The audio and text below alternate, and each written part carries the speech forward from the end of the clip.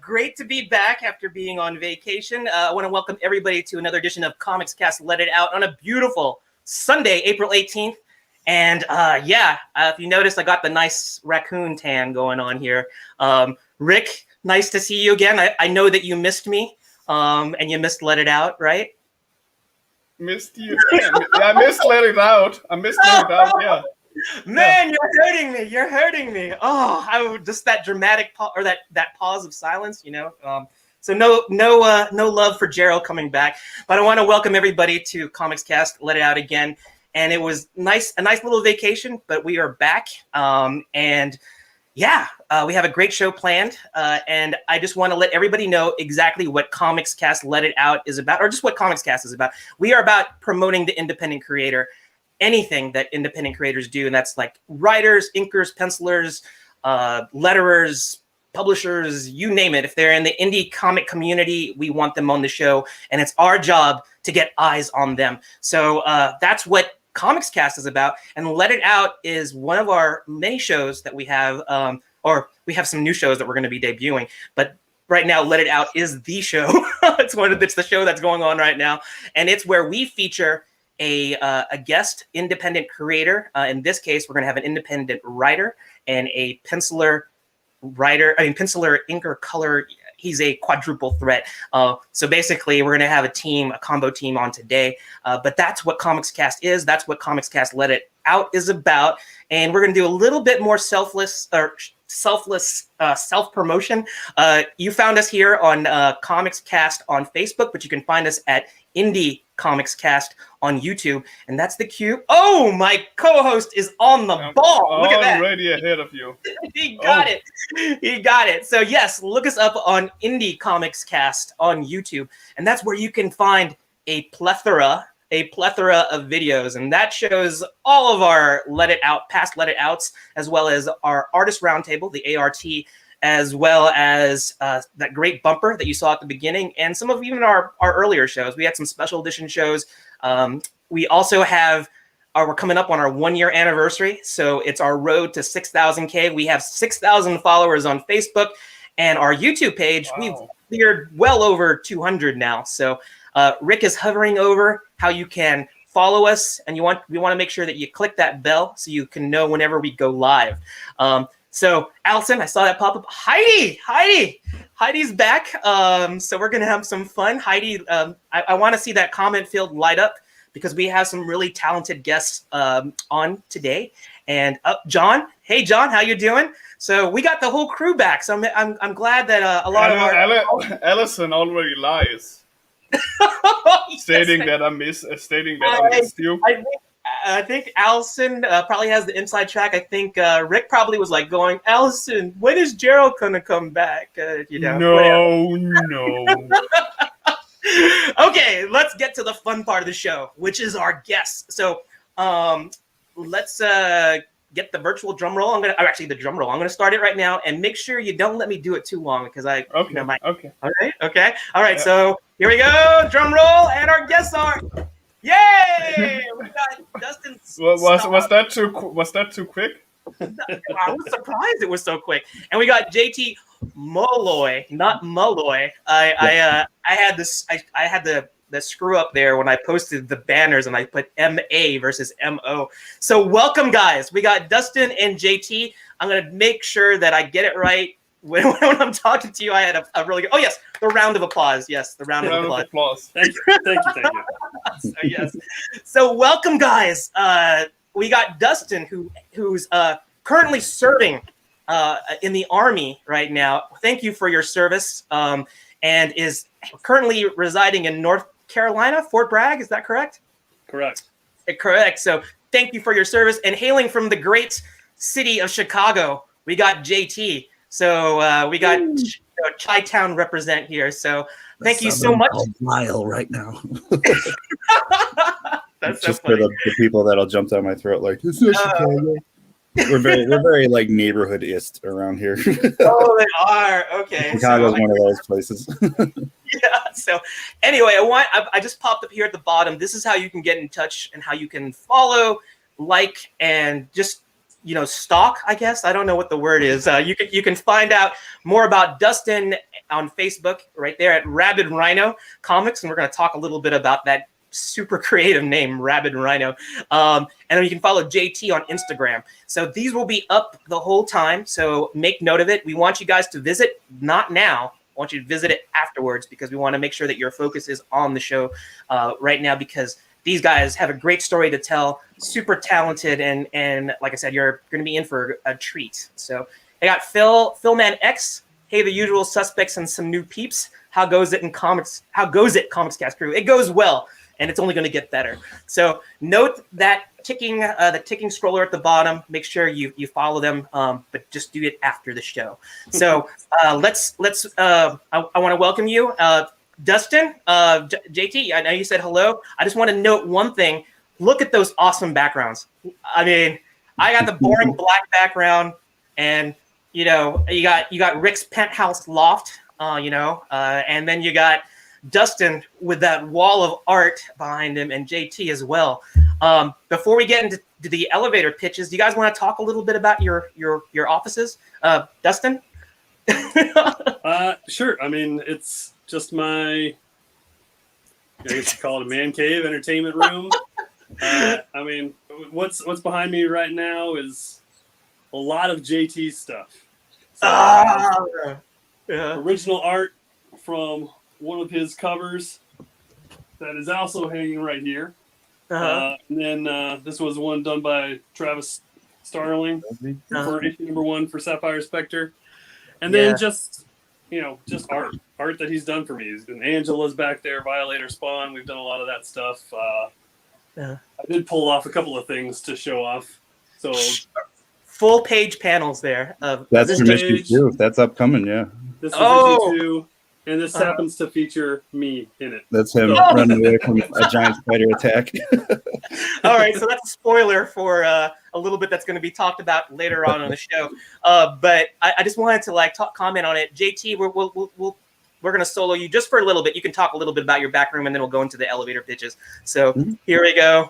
What do we got here? I've got some signed J. Scott Campbell prints. J. Scott Campbell, yeah. Spider-Man bottle cap. I love that thing. I should put a light behind that. That'd be cool. I got a Bull Weevils poster I drew for a famous Chicago punk band. The Ecto One, Out of Time, license plates from Back to the Future, Ghostbusters, respectively. A couple of action figures up there, Ghostbusters, Black Cat. I'm a huge Black Cat fan. See, there's a bunch of Black Cat comics in the back, so that are all kind of it's so cool. I like to see my Mortal Kombat 2 arcade. Shit! Where the hell is it? You can see it now. I also have this, which is in my opinion the best thing. I'm a huge Mortal Kombat nerd, so that was like, Oh yeah, I'm huge on MK. Yeah. In fact, Rick, you're in for a treat because when we get to JT's elevator pitch, wait till you see some of his Mortal Kombat fan art. So stay tuned for that. So let's move to the elevator pitch, which is the part of the show we affectionately call the elevator pitch because that's where we give the mic to our guests and they tell us about who they are. They get to toot their own horn, not the kazoo, which Rick is very famous at doing, but basically he got it ready to go. He's going to save it for later. That's going to allow Dustin and JT to tell us a little bit more about themselves. You get to hear it from the creators themselves, and we'll go from there. So let me officially pass the mic to you, Dustin. Tell us about yourself, and let us all be wowed. So here you go. I don't know how wowing it is, but yeah, I mean, I'm from Iowa. I had a small comic book collection when I was a teenager, maybe about $20 that kind of just followed me around for 20 some odd years, not really adding to them. And then about 4 years ago, I wandered into a comic book shop, saw a couple of things in there that caught my eye. One being New Mutants 87, and then they had this crazy price on it, and I was like, hey, I've got that book in that random stack of books that I've got. So that caused me to pull those out. And then also there was a new series that was getting started entitled Thanos. And Thanos is the reason why I bought any comic books back in the day. I mean, I have the first comic book I ever bought was this one. I'm sure most people are familiar with it. Yes. Mine is Triple Sign by Perez, Starlin, and Rubenstein. So that's really fun. Wow. But this was the first book I bought. Thanos was the character that pulled me in. Well, Thanos was the hook. Yeah. The line and reel was really Todd McFarlane. Yeah, the Todd Father. Yes. So, the bug kind of bit me again 4 years ago. And 4 years later, I'm surrounded by original art and comics, and it's just insane. About 2 years ago, I started the Rabid Rhino Comics label with aspirations of writing and publishing my own stuff. I'm taking my time with it, really, just because I've had some bad experiences of books that were pushed out too quickly. So I'm gonna make sure that I'm set up for success by the time I really push anything out. So I've had that label for a couple of years, haven't really done anything with it. I have 3 books written and about half a dozen more outlined in my head. Wow. But yeah, I mean, there's still a long process, recruiting artists and getting artists involved with these sort of things, having some way to pay them and whatnot. So when I originally created this, I reached out to Brian Silverbacks, who's the creator of the Kerra Prime world and Loggerhead and all the stuff that's associated with the Tales from Kerra Prime. And I had asked him to come in and draw some, do the art for one of these books. I didn't have all my ducks quite in a row yet. Your rhinos in a row. All my rhinos in a row. Yeah. So I had, by the time, I really felt like I could do something with it, he was really busy with a bunch of other stuff. So that just meant to me that it wasn't the right time yet. So I've kind of set things aside a little bit. But that's kind of what led me to writing for Kerra Prime. Along the way, I met some amazing artists. I got a lot of incredible artist friends. One being the artist for this incredible little story, JT Molloy.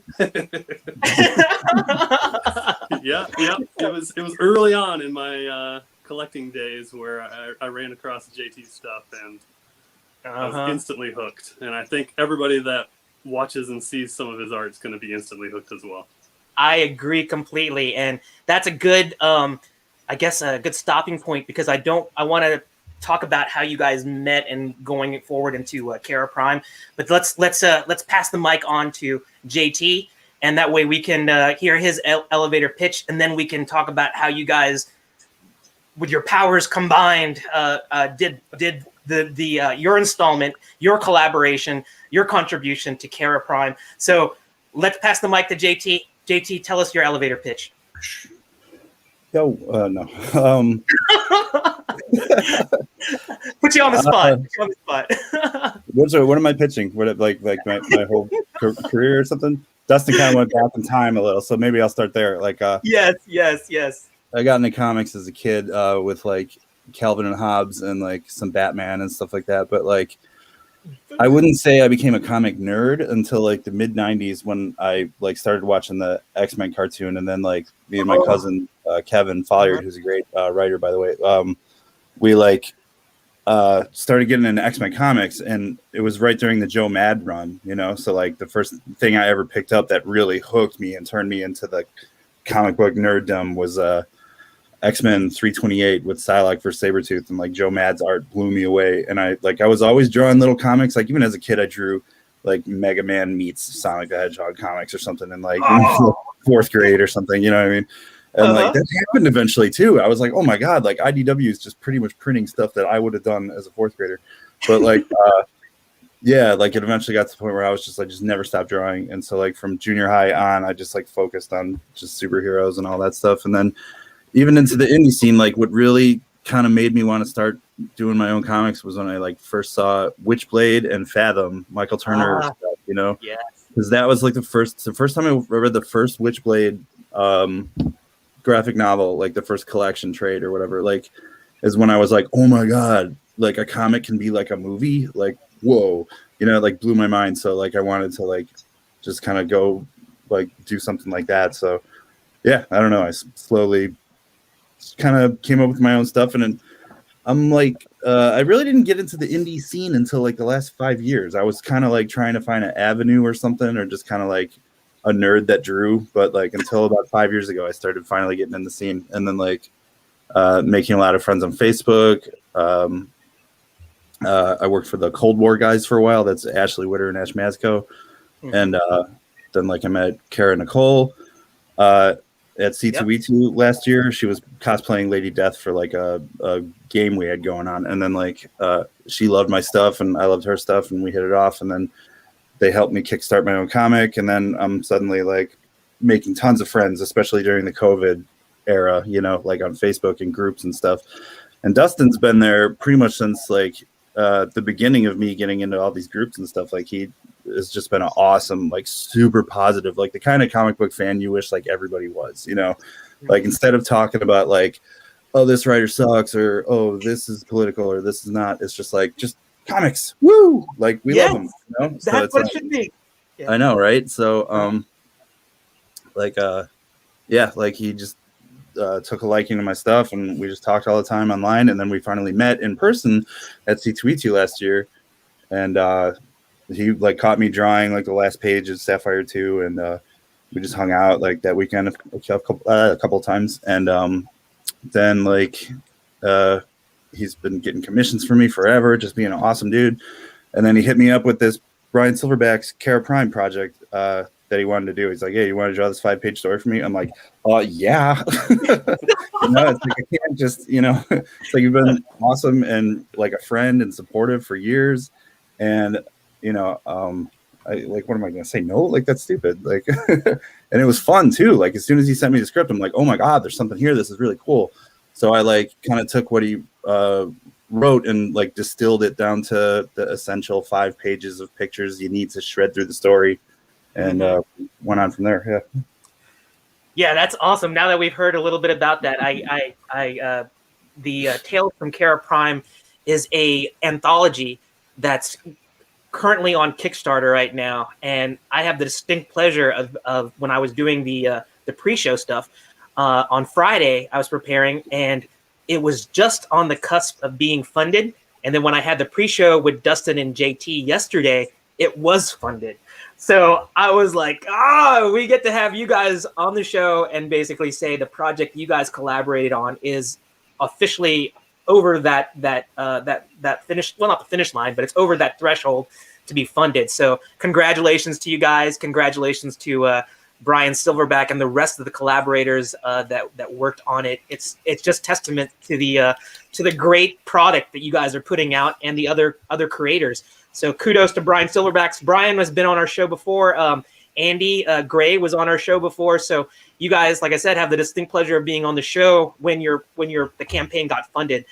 So yes, we're going to show some of those pages. We're going to show, we're going to show a page because it is only 5 pages in this anthology. It's for Blacksmith. So if I show more than that, I think it'll give away the whole story.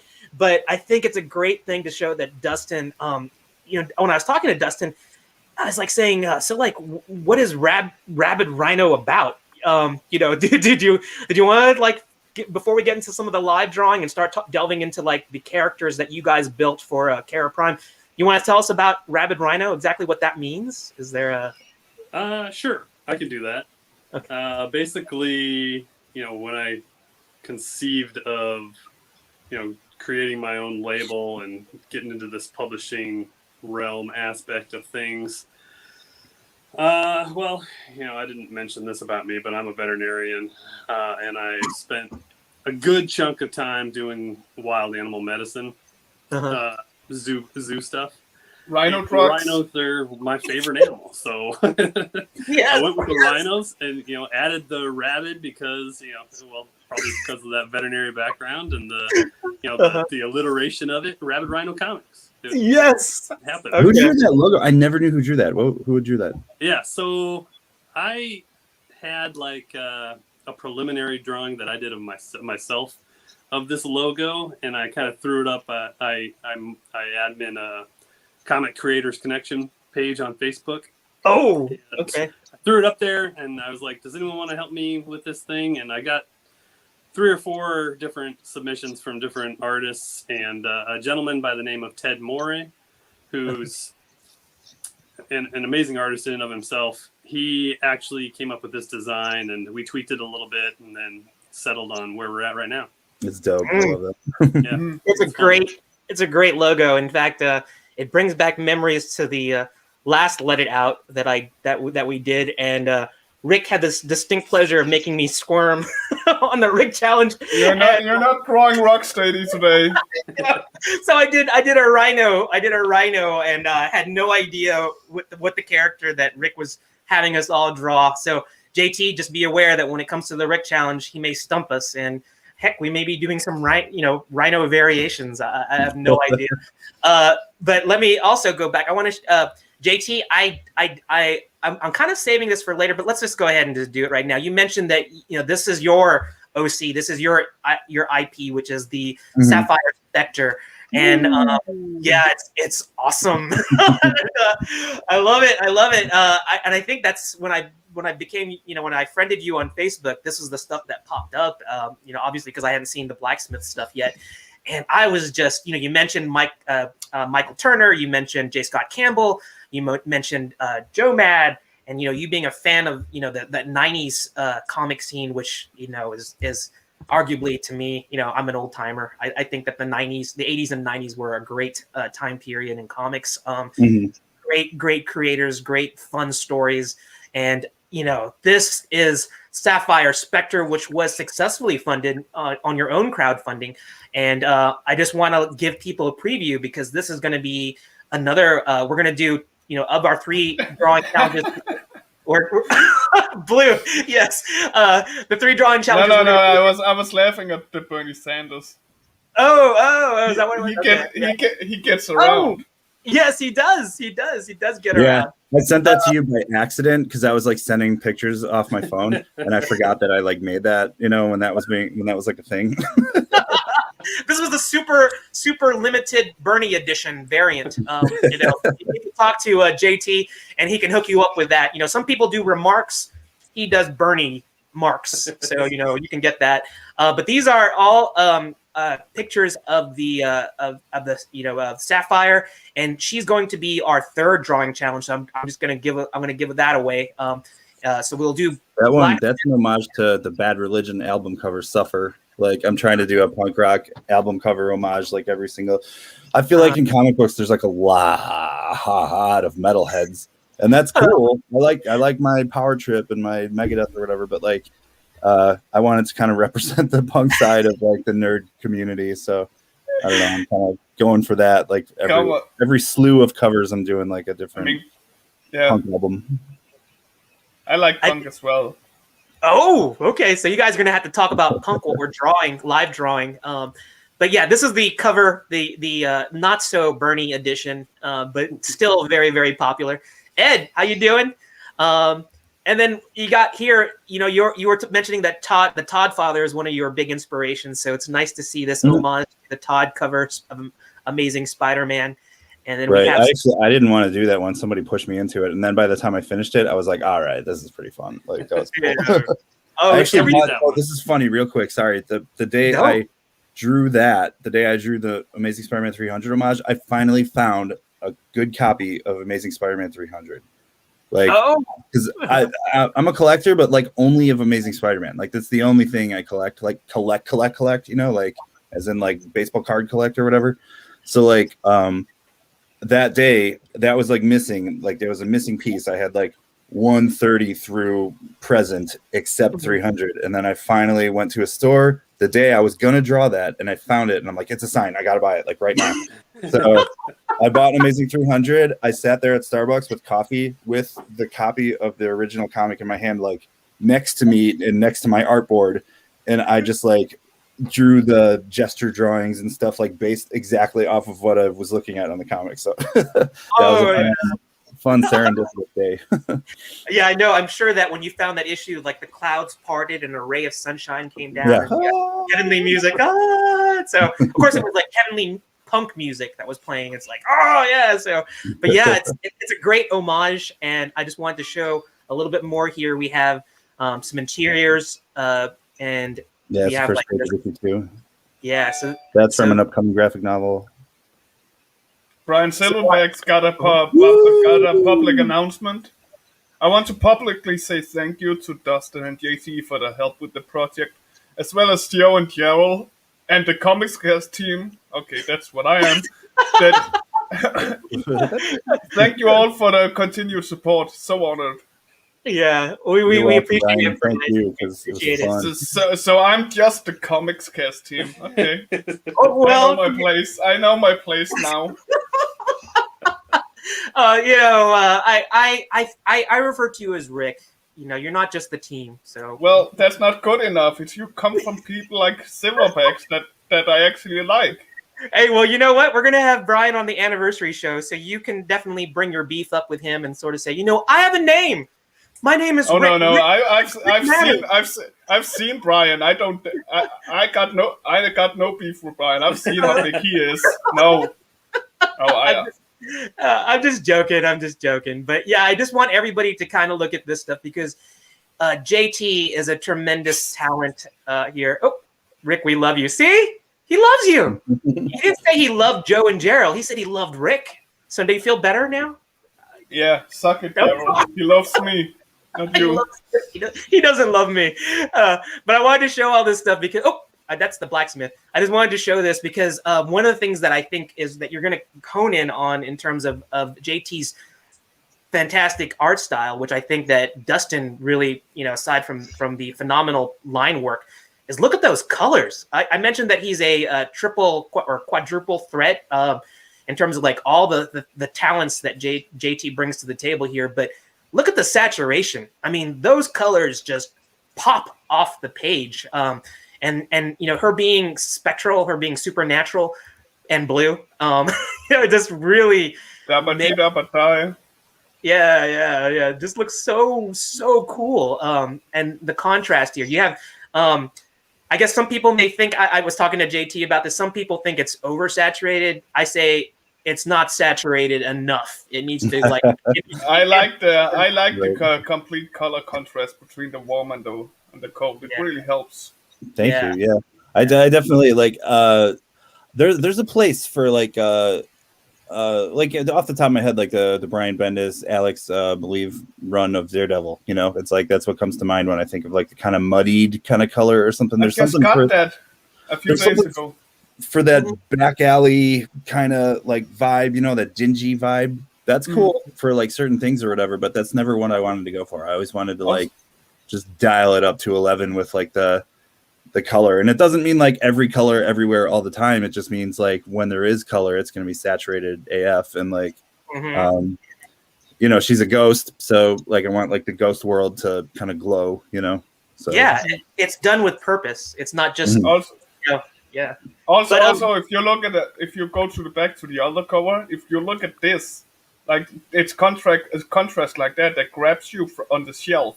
As an example, if that was on the shelf, it would grab your attention because of it. It just pops right into your face. Yes, thank you. And you know, Rick loves to get grabbed. Sorry, did I let that slip? It's true. I love getting grabbed. All right, we'll have to get Heidi to confirm that. But you know, it's really cool. No, I can confirm it. You can confirm it? Okay, so before we get into the live drawing, I just wanted to, this is one of the things that I mentioned at the very beginning of the show, and I want Rick to kind of comment on this, is this Mortal Kombat insanity. Oh, yes, I saw that. I don't know. Dustin, do you own any of his Mortal Kombat stuff? I don't have any of those prints. I think I have just about all the other prints, but I don't think I have the Mortal Kombat one yet. I'm a little disappointed that you chose it to be Scorpion getting that. Oh no, dude! See, this is what happened. Is like I drew that after MKX came out. Actually, can I tell a little story here? Okay, so yes, tell a story. I was actually at Combat Con in 2017, 18, and it was like everybody who played the characters in the original Mortal Kombat was there. Like the first 3 Wow. because it was like digitally like graphic, like people like doing the fighting stances. Yeah. And I actually know now through various connections, Daniel Pacina and Carlos Pacina, who played Scorpion and Raiden and Johnny Cage in the original games. And all those people were there, and there were like arcade setups. It was in like a double hotel room or whatever, or like hotel conference room. Yeah. And like it was just me and like just maybe 2 other artists, and then like a bunch of people making like video game trinkets and cool stuff like that, and cosplayers. And I made that stuff for that con, so like because there's a local arcade in Chicago. If anybody's from around here, they know it. It's called Galloping Ghost, and it's like literally the biggest arcade in the country. Like they have every game ever that was like ever made in the arcade, and like it's just they keep expanding this little warehouse of like stuff, and they sponsored it. And so I sold a whole bunch of art that day. It was so rad. And then I got to like get drunk with the cast of Mortal Kombat. I was like the 12-year-old in me was like screaming joy. You know what I mean? It was so awesome. I would have been screaming out loud had it been me. I would be, oh my god, oh my god, oh my right? god. I was like in line. I was in the drink line in the after party, and like behind me was Ho Sung Pak, the guy who played Liu Kang. And I'm like, okay, Liu Kang's right behind me. Stay calm, stay calm, fanboy. Like stay cool. Don't pee your pants. Don't pee your pants. He was gonna do the Liu Kang like. Right? Don't say it. But like the guy who played Kung Lao, Anthony Marquez, he had a band that played live too. They like did Bon Jovi covers and Kiss covers or whatever, but he was in costume. He had the hat and everything, and he was like singing and stuff. Like it was so fun. That's my Mortal Kombat story. That is a great story, and I wanted Rick to comment on that because I know he's a Scorpion fan. But you know what? To comment that? No, Jared, comment. Get it right. That's not what you said. That is what I said. I can't change what you hear. It's just you're just not right. But you might have done both, to be fair. Yeah. Well, yeah.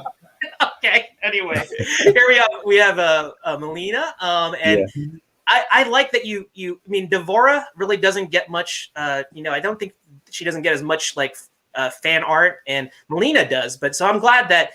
You were able to show to show more love to some of the other characters. And Devora gets so hated these days. Like when she first came out, everybody loved her.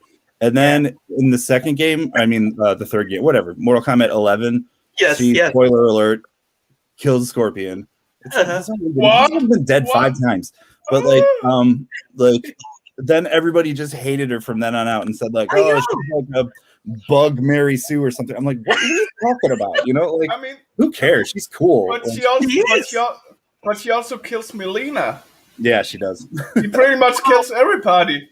Yeah, well, that was kind of like the whole story, the whole Mortal Kombat mythology has been retconned and characters have been brought back. It's like Marvel Comics. You die, but you don't really die. I know, right? That's funny. In Mortal Kombat, somebody's upset about death. It's like, dude, you kill these characters every time you play it. And that's the whole thing of fatality and all that other stuff. But I still like. I think Devora as a original character. I think she's one of the standout original characters. Because there are a lot of palette swap characters. Any of the ninjas and any of the Cyrax and you want to you just sort of like look at all those things. But Devora, I thought she was a very, very original character, and so I thought very cool. I completely agree. For the record, I'm a bigger Scorpion fan. I use him more. I'm like way better with him. Oh yeah. But she's fun to draw. I've always been a fan of Kapal since he came out in Mortal Kombat 3. Personally. Yeah. He's gonna be in the movie. Yeah, I'm more. I'm so excited. I'm a Sub-Zero guy because I was never that quick with stuff, so it's always cool to freeze somebody and then just walk up to him and then figure out what you got to do. Dustin, do you have a Mortal Kombat? Do you play Mortal Kombat? Do you have a fan favorite character yourself? I haven't played it since the early versions, but yeah, I was always a fan of Scorpion. Scorpion, yeah. I should have gotten the newer version because Spawn's in it, but Oh, that's true. That's true. It's pretty dope, dude.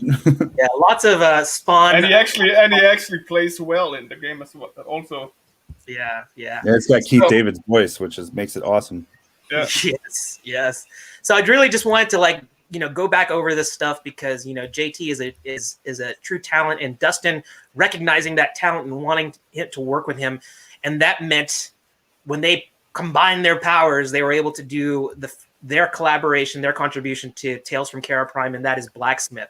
So here we have, this is a page from Blacksmith, and I believe, let's see right here, this is actual official press kit, I guess. This is a media release. This is Brian Silverbacks, being the consummate professional that he is, put together like a press kit of stuff. And I think, Dustin, you shared with me that. I was so impressed with what that he put together. It was just really, really cool to see that. And I want everybody to Google and just get to know or take a visual snapshot of this because this is what we're going to go into our first live drawing challenge, and it's going to be Blacksmith. And this will be a good opportunity. I'm going to set up my my drawing cam, and JT, if you want to go ahead and set up yours as well, and we'll get there now. Yeah, get those things added in. And while we're doing that, Rick has a public service announcement that he'd like to share while we get the cams going, and that'll get Dustin all primed up. You get your monologue going in terms of like talking about Blacksmith and how you collaborated with JT as we get ready to go. So, Rick. But first, a word from our sponsors. Yes. I mean, I just wanted to remind everybody that we are a week away from our 6K anniversary show, and we all hope from Comics Cast that you're going to join us either as guest or in the comments and celebrate with us, because there will be a ton of giveaways. I know there'll be giveaways from me, from Djawel, from Joe, from Roy Mercado. Who else? Oh, we also got Brett, who, aka Alfred Pennyworth, is going to be giving away some art from his Tempest. We also have Joe. Joe has a lot, and there'll be others, but yeah, I want some stuff to be a surprise for you people. Yes, but there'll be a ton of great guests from Comics Cast past, and there'll be a ton of giveaways, and we'll just have a good time, or try as much as we can with Djawel being present. Oh yeah, because I'm such a I'm such a bore. I'm a bore now. Okay, alrighty. So and when is that? Rick, tell us when the date is. That is the 24th. Yes. Around, I can't even remember when we start. Yeah, that's your job. It's going to be I believe 1 to 3 p.m. Eastern Standard Time. So we're going to be doing a lot of promotion for that in this coming week. So look for lots of things to be on the Comics Cast page. You'll be hearing more about it, and it'll be just a great opportunity to see I guess guests of our past, hear some of our fun stories over the past year, and of course, like Rick said, we'll be giving away a lot of cool artwork. So stay tuned. We'll give you more details.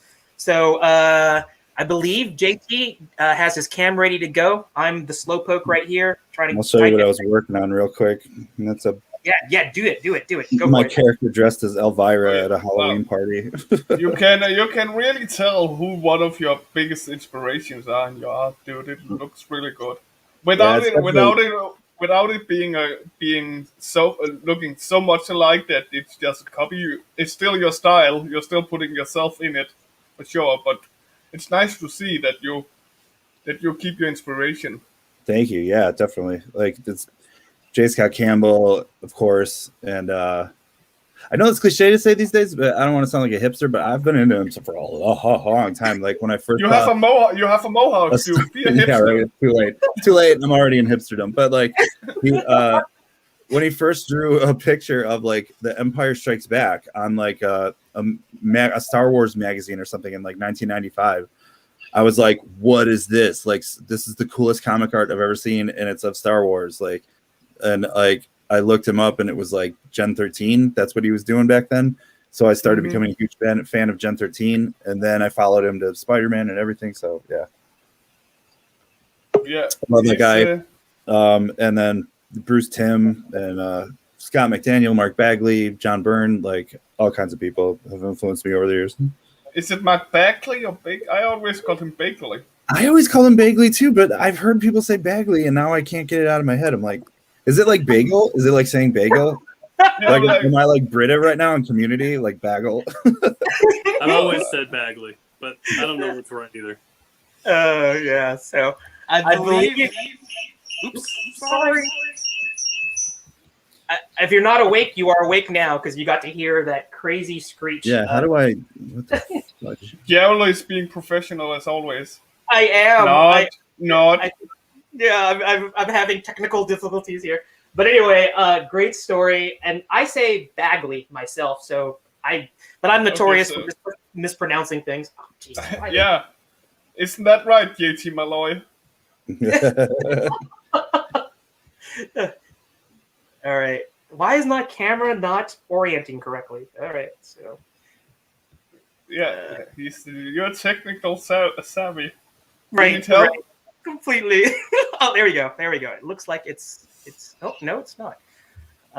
You know what? Let's just get it started. My camera will be weird today. So, so that being said, we are drawing Blacksmith, and this will give an opportunity for me to shut up and allow Rick to take over the interview duties. Yep, the best part of the show. Rick's Here duties. we go. Rick's duties. Yeah. So Dustin, I would love you to just tell us more about. Hey, no, I'm taking over. All right. Didn't you just say it was my turn, guys? Yes, it is. So you guys go have at it. And Rick, how much time are you going to give me and JT to draw? 2 minutes. 2 minutes? Oh. Let's start with 15 minutes. 15 minutes. Okay, 15 minutes it is, and let's go. Where are we drawing? Go ahead. Before we start, here is Blacksmith for you guys at home. As always, we want you to draw along, and we are going to share what you produce, put it up on the art show, and we'll show Dustin and JT the finished works. So shout out in comments if you're getting a part of this, becoming a part of this, and drawing along with us. Kiara is still messing up. Yeah, So yeah, begin when you want to, guys, and okay. I'll have a good old chat with Dustin over here. We're drawing Blacksmith. Is that what we're doing? Yeah. You are doing Blacksmith. Yep. Oh, okay, gotcha. All right. So Dustin, what was the question you wanted me to ask? My lips are sealed. Would you like to know a little bit about how JT and I started to collaborate on Kerra That Prime? exactly my thinking. Yes, Exactly. you read my mind, Dustin. So how we'll just edit this out. So how did you and JT meet? Well, JT and I have met a long time ago, probably like three and a half years ago, just through my collecting and him doing what he was doing. Obviously I was drawn to his art, and we became good friends. As far as how we got involved with Kerra Prime, I think I mentioned that Brian put like a feeler out, said, who all wants to be involved with this? And Brian and I have had a long-term relationship as well through basically some of the same connections that JT and I have. And I said, yeah, I'd love to write something for you. So ultimately, he put out this list of all the characters that were going to be involved in Tales from Kerra Prime. And I selected Blacksmith because based on his history and whatnot, if you haven't or are not familiar with Brian Silverback's Kerra Prime world, there is the Kerra Prime handbook that's out there. Yes. And that kind of gives you an idea of who all the characters are. So I kind of scrolled through that and settled on Blacksmith just because, I don't know, whatever he drew me to the character was the idea that I could write a fun story for this guy. And he's basically a bounty hunter, former like fighter sort of situation, and sucked into the Kerra Prime world. So I wrote a story, probably, and I know JT can attest, extremely lengthy, much more than 5 pages if we would have gone panel for panel for what I had drawn or written up. And I reached out to JT because I needed to basically provide my own artist for the story. And JT was the first person I thought of. So I reached out to him and was like, not thinking that he'd have time for this because I knew he was working on Sapphire Spectre issue 2. I was like, hey, you want to kind of do this thing with me? And to my surprise, like instantly he was like, hell yeah. So we started working together on this in February, and in about a month and a half we got it done. It took wow. It took a lot of collaboration, and he had to help me pare it down with his expertise in storyboarding and everything. So yeah, that's what that's how we've gotten to where we're at. And now we have our 5 pages. I think it's a really fun story. JT's art's incredible throughout, and it was super convenient that he was ready to do all the coloring, the inking, the lettering, everything. He handled the entire artistic side of it, so I can't be more thankful. And he did a splendid job. I can't wait to read the story, because I am one of the backers of the Kerra Prime. So hopefully I'll get it and read it. Yes, please do. Yeah, it's a fun one. I love drawing the Falcon too, the Peregrine Falcon. That was the character that Dustin came up with too. Oh. Yeah, you want to talk about that? Like why you added the Falcon to the story? Yarrow, please. Oh, I knew you were going to ask it, so I was just, helping you out. So Dustin, do you want to talk about that? And yeah, how you added him to the story? I can certainly talk about that. Nice. So, my motivations for adding a sidekick to his story is so that there's a character that he gets to bounce ideas off of, to have a conversation with. Otherwise, he's just out there by himself, hunting down this creature, and, it's hard to create dialogue. You can do inner dialogue, but it's much easier to propel a story when you've got characters conversing with each other and discussing what's got to happen next and what they're going to do. Right, totally agree. That was cool. So he, as a writer, when it comes to your likings at least, what do you prefer the most? Writing for a character that's already been created, or write for a character that you've created, if you get my meaning? Because when I've been doing both, when I've been having fun with writing, I can't write my own characters for some reason, but I can make awesome stories for already created characters. For me, that's easier, but I know for others it's the other way around. Yeah, so I have only written my own stuff up until this Kerra Prime story, and really, this blacksmith story is kind of he's a created character, but he didn't really have any storylines yet. So I'm kind of developing the character as I went along as well. So I can't say that I've written anything for anyone's already developed characters, and I haven't done any sort of taking characters that I really enjoy and just kind of writing a story for them. That's a good idea, and something I should probably look into doing just for creative practice. But for the most part, I've only done my own created characters. That is one thing I like about the whole Silverbacks universe, the Kerra Prime, is that he may have a lot of characters already put in, but he's still very open to the writers and the artists behind it to let them join in on the personality and and the end creation of them. Yeah, totally. Like I had some conversations with Brian too, because I wanted to like get the universe right. You know what I mean?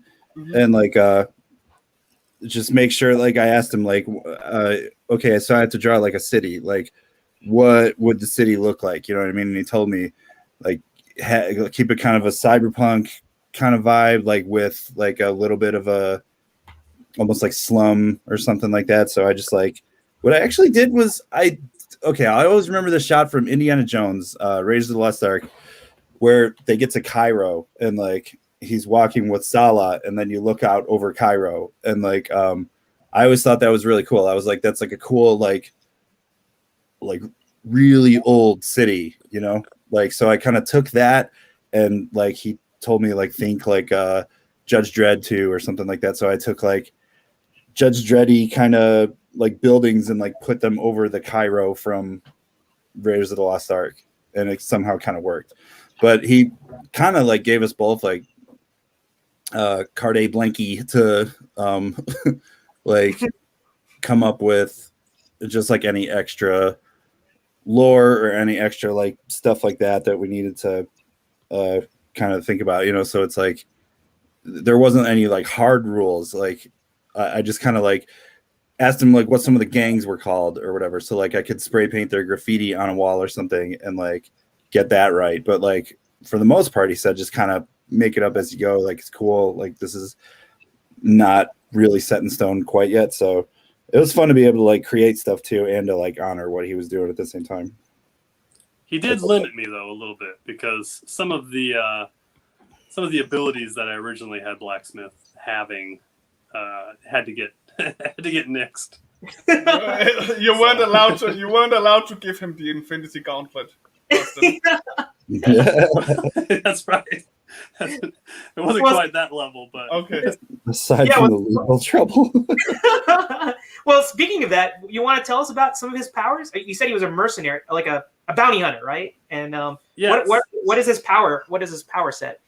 So just to give you an idea, all of the characters that find themselves in Kerra Prime, well, a majority of the characters are from other worlds that kind of get sucked into this world for unknown reasons and by an unknown entity. So Blacksmith isn't from this world. From his own world, he's a family man, you know, a former extreme fighter turned into a bounty hunter. And what he does is he basically polices the world for interstellar travelers that would be coming to the planet through these basically warp holes, wormholes, warp sites, or however you want to describe them.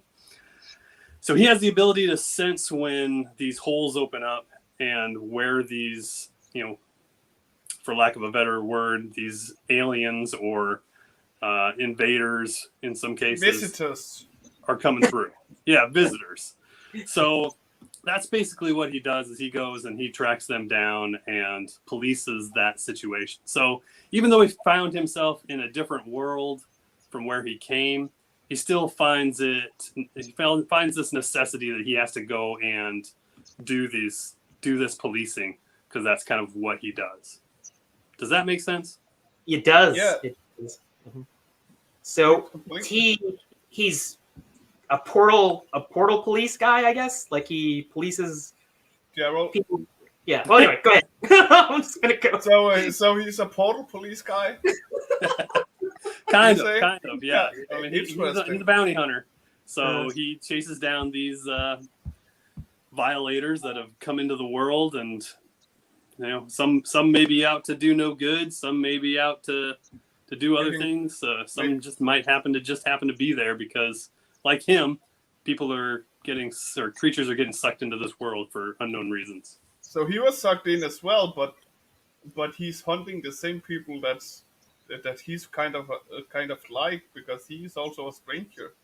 Exactly, but it's all he knows, and he doesn't know why he's there. So he's trying to figure out how to get home, at the same time trying to just do a good job at what he does.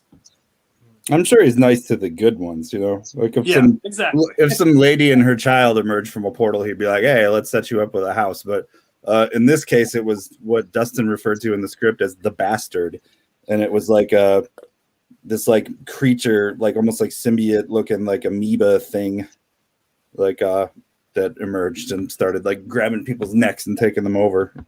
Like, so That's the creepy murderous ones are the ones he's more concerned about. Exactly. Understandable. So I'm just a little confused where the name blacksmith comes from then, because I would have his power set isn't really blacksmith-ish, and his he his carries job- he carries a hammer and an axe, so that's true. That's enough. It relates back to the way I viewed it, is that it relates back to his fighting days. He was called the blacksmith. Yeah, Okay. yeah, right. Like a wrestler name. Yeah, exactly. Gladiator name. Yeah, I get that. Oh, seems like JT had to leave all of a sudden. Okay. Because I think he lost his connection. All right. Well, we'll wait. Give him a few moments. Maybe he'll come back in. And, Yeah. Speaking of moments, there's 5 minutes to go. 5 minutes. Okay. Well, we're going to add some time, I would think, because JT isn't with us right now. So let's play by ear. JT was kind of already done, Diablo. So What? It's on you. It's on you.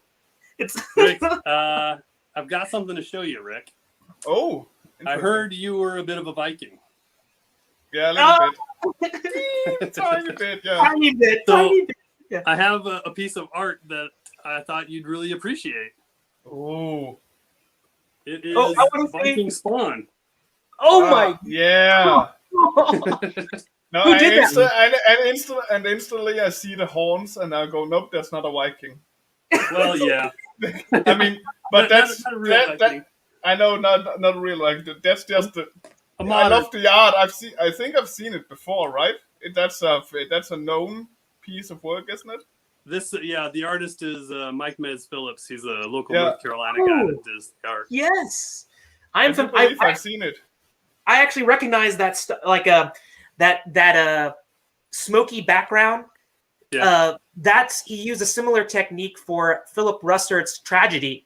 Exactly. And I was like, hey, that looks like Mike Mez Phillips. And it was Mike Mez Phillips. So really, really cool stuff. I guess that's kind of like one of his signature styles. So very cool. Can you check if JT have messaged you on Facebook? Yes, he did. He said that his computer, for some reason, decided to do an update and it kicked him off.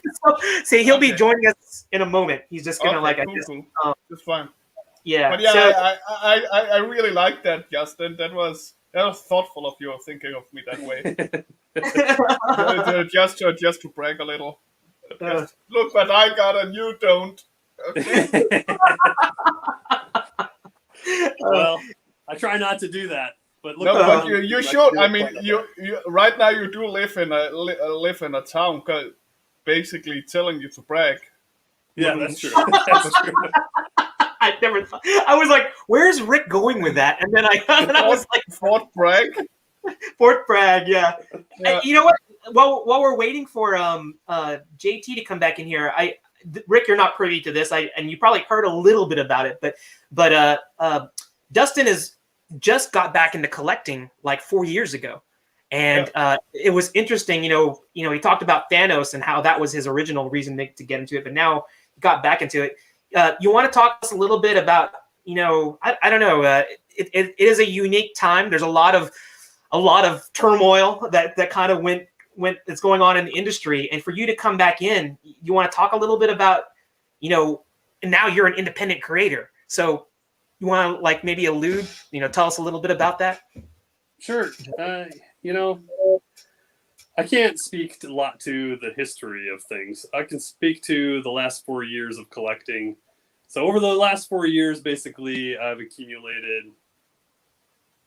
probably somewhere in the neighborhood of 150 pieces of original art. Wow. Just about 7,500 comics. So that's a lot to do over the year. When I first got back into it, I was singularly focused on really the only new stuff that I was collecting or trying to snatch up was the Thanos run, and then the Venom runs that started shortly after that. But I was really focused on getting the Spawn run complete, because that was what I had, and that was kind of, I mentioned that Todd Father was kind of the line and reel that pulled me into the comics. So once I decided I was going to get back into it, that's what I was focused on. And it took me probably about a year to get the run caught up. I don't have all the variants. I'm missing about 20 some variants. But I'm not caught up. I only need the last 36 volumes of Spawn. I got from 0 to 300. Okay. Myself. There's a lot of Spawn issues, so that's a feat to do that. It wasn't cheap to get all of those individual issues for sure. But if, by the way, if you need titles that you might be interested in, may I just make a quick usual recommendation for the Invincible comic? Oh yes, I'm kicking myself for not doing that when I first started again as well, because at this point some of those issues are cost restrictive. Yeah, but I can get trade paperbacks and things to read it through, which I plan on doing. It is really a must-have for comic book readers and writers, for that matter, because it just changed the whole idea of that whole thing that comic books are getting, superheroes getting boring. It's the same stories over and over again, and then bam, Invincible came that changed everything up. So it's Gerald knows how big a fan I am of it, so that's why I'm speaking of it every single episode.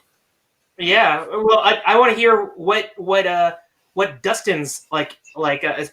Obviously, Spawn was one of it, but what was the draw? What was your Invincible that got you back into the scene, and then actually wanting you to write too? So one of the long running jokes. I'm on a lot of Facebook pages and things, and one of the long running jokes is the fact that I don't tend to read a whole lot, which is true to some extent. What I read is the independent books.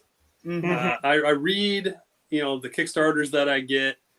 I read Spawn because it's, that series, even though it's not terribly written well. I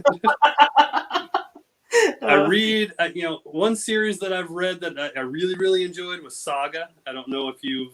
Yes! Great story. Yeah. Saga is incredible. So those are the things that I read.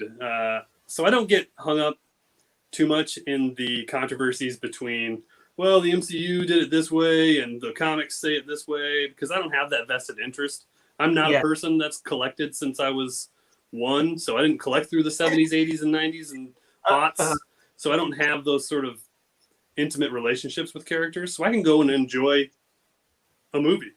Yes. Without necessarily linking those sort of things. But to be honest, everybody should have to. They should be able to.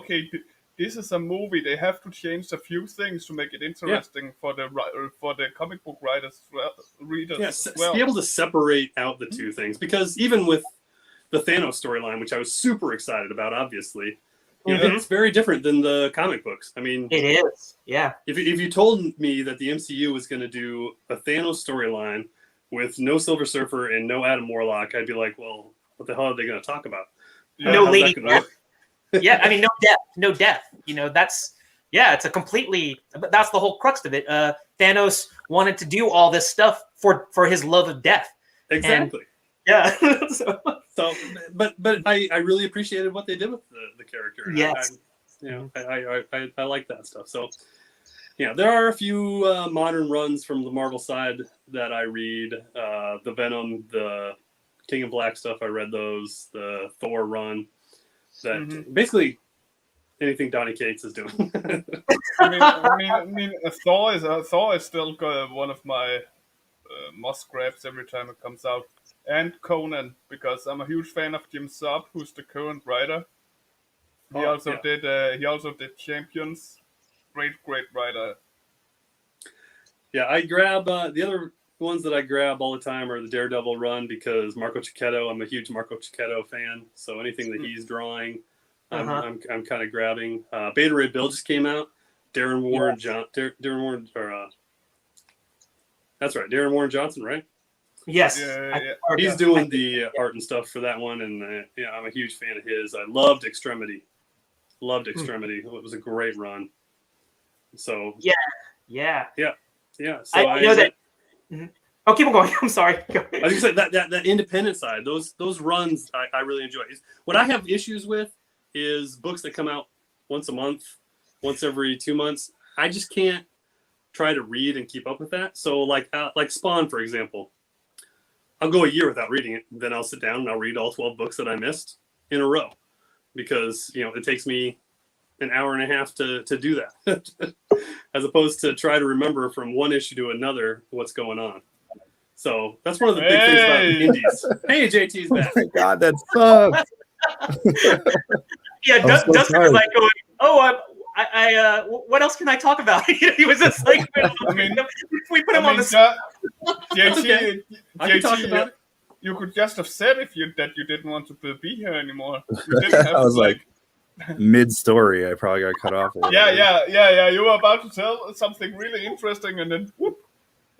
Well, let's let Dustin finish up his thought, and then we can get the art back up here. Let me. Yep, there it is. Dustin, go ahead and complete. It's my job, Gerald. Well, he hasn't told his whole story. Go ahead and do it. I was pretty much done. I was just saying that independent comics, they come out with the Kickstarter. So what I typically do is anytime I get a new Kickstarter in, I'll just reread that whole series all over again, and it's fun. It's easy, and I appreciate that style more than I do necessarily the mainstream ones. And I include some of Image Comics in that sort of independent run, because those short series stuff, that's what I get behind. Yeah, I agree. Time's up, Gerald. JT, I was like saying, hey, we should get more time because JT's not on here, and Rick is always on me about like taking too long. But so. he was already finished when he dropped out, pretty much. I know. Look at this. I get to see this now, because this is what I always like hate about when I do the show, is that I have to draw, so I never get to appreciate what my guests are doing. And look at this. JT not only drew, he colored, and he added some letters in here too.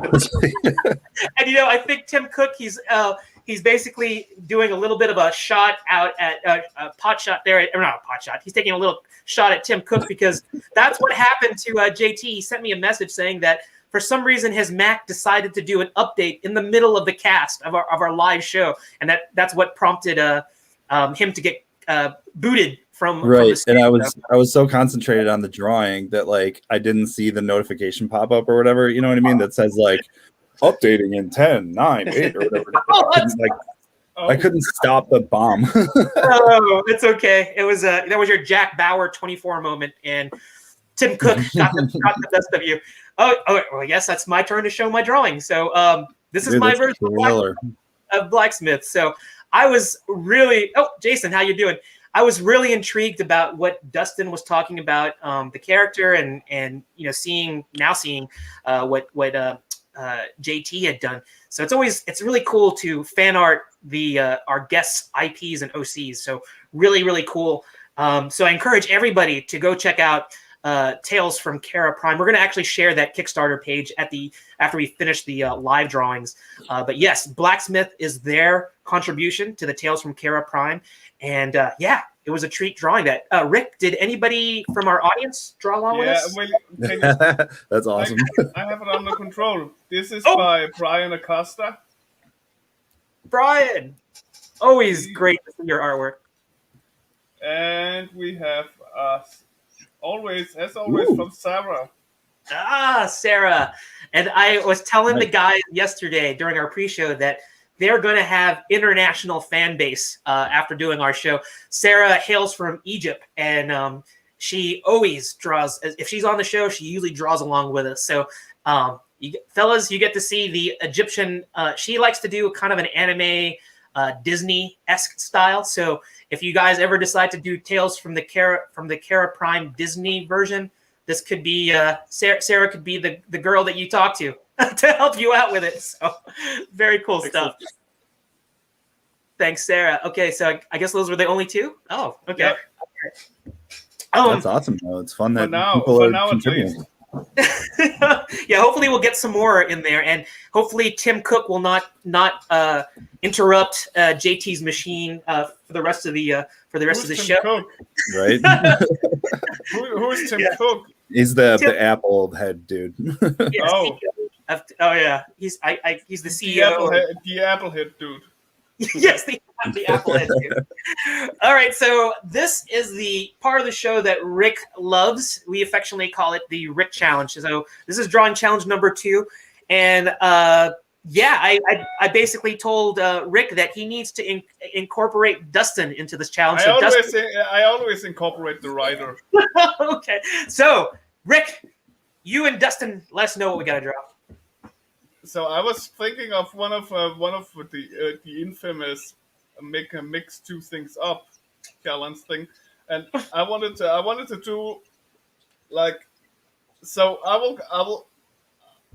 want you, Dustin, to think of a non DC / Marvel superhero, but the person should still be famous enough for like the broader audience. Okay. It can be Disney. It can be a Disney character, Star Wars, whatever. Just not the usual suspects, you know. You want my character. I want you to have a character ready, and okay. I will then have a character ready, and we will have JT and Gerald and whoever else merge them together. Last time we got a Wonder Woman / Donald Duck from Gerald. So yeah, do you have a character in mind, Dustin? Yeah, I do. Okay, who? Let's go with Homelander. Homelander. Oh, interesting. This is gonna be fun because I had Alan the alien from Invincible. You're pulling. Don't worry, Gerald. Okay. Oh, JT. Homelander's from The Boys. Oh, okay, that dude. Yeah. Hang on. I got you, guys. Okay. Here. First and foremost, a quick look at Homelander. Uh-huh. Are you thinking the PC the movie version or the comic version? It's Either up to one. Dustin. Yeah. Hardest choice. Okay, thank you. All right, and who was the other one? Here we go. Alan the alien from Invincible. Alan the alien. Yeah. Oh, he's a Cyclops. Interesting. Okay. Alan It'll be quite the mashup. It is going to be quick. I mean, I can see I can see some easy ways to mix it up, but I'm hoping for creativity. Uh-huh. So at least from JT. Hey, no, I don't want to update now. Shut up. That's how you do it, JT. That's how you do it. So Tim Cook heard that Rick did not know who he was, so he reached out to his PC friends and said, "We're gonna make Rick update his computer." Okay, so what's his name again? His name is Alien Edward Alan the Alien. Alan the Alien. Alan the Alien. Okay. All right. Plus Homelander. All right. So yeah, a bit of an easy one. This one. Easy for you to say. I mean, as long as you don't do make a freaking rhino, Gerald, as you usually do. Hey, a rhino would be totally appropriate. Yeah, it would. I know it would be appropriate in this show, but not when I ask you to draw someone called Battle Beast. We're not going to even go there. But let's get the drawing challenge going, and okay, we got 20 minutes from now. Okay, all right. Before Rick takes over the talking duties, I just wanted to say one question is what made Homelander pop into your mind, Dustin? Are you a big fan of The Boys? I was ready to ask that question, and now you just take it away. Can I mute you? Can I just mute? Okay, I muted him so we can talk, Dustin. Nah. But go ahead, Dustin. What made you think of Homelander? So, obviously my first impulse would have gone with a Spawn character, Mhm. but then I didn't want to do that. So I'm looking was around so my surprised room, you and didn't. what's right in front of my face is a Homelander comic and a Homelander pop. So I just went with Homelander. Gerald, your cam is down. Yep. Yeah, I thought for sure you were gonna say a Spawn character with how we talked about Spawn, and I knew if I hadn't said no Marvel, you'd probably gone with Thanos, right? No, Oh. because I wanted to make it a little more obscure, a little more difficult for him. Yeah. I must admit when you said Homeland, I was just stressing out a little bit, so I just popped Alan the Alien in my head for no reason. Okay, and Gerald is back as well.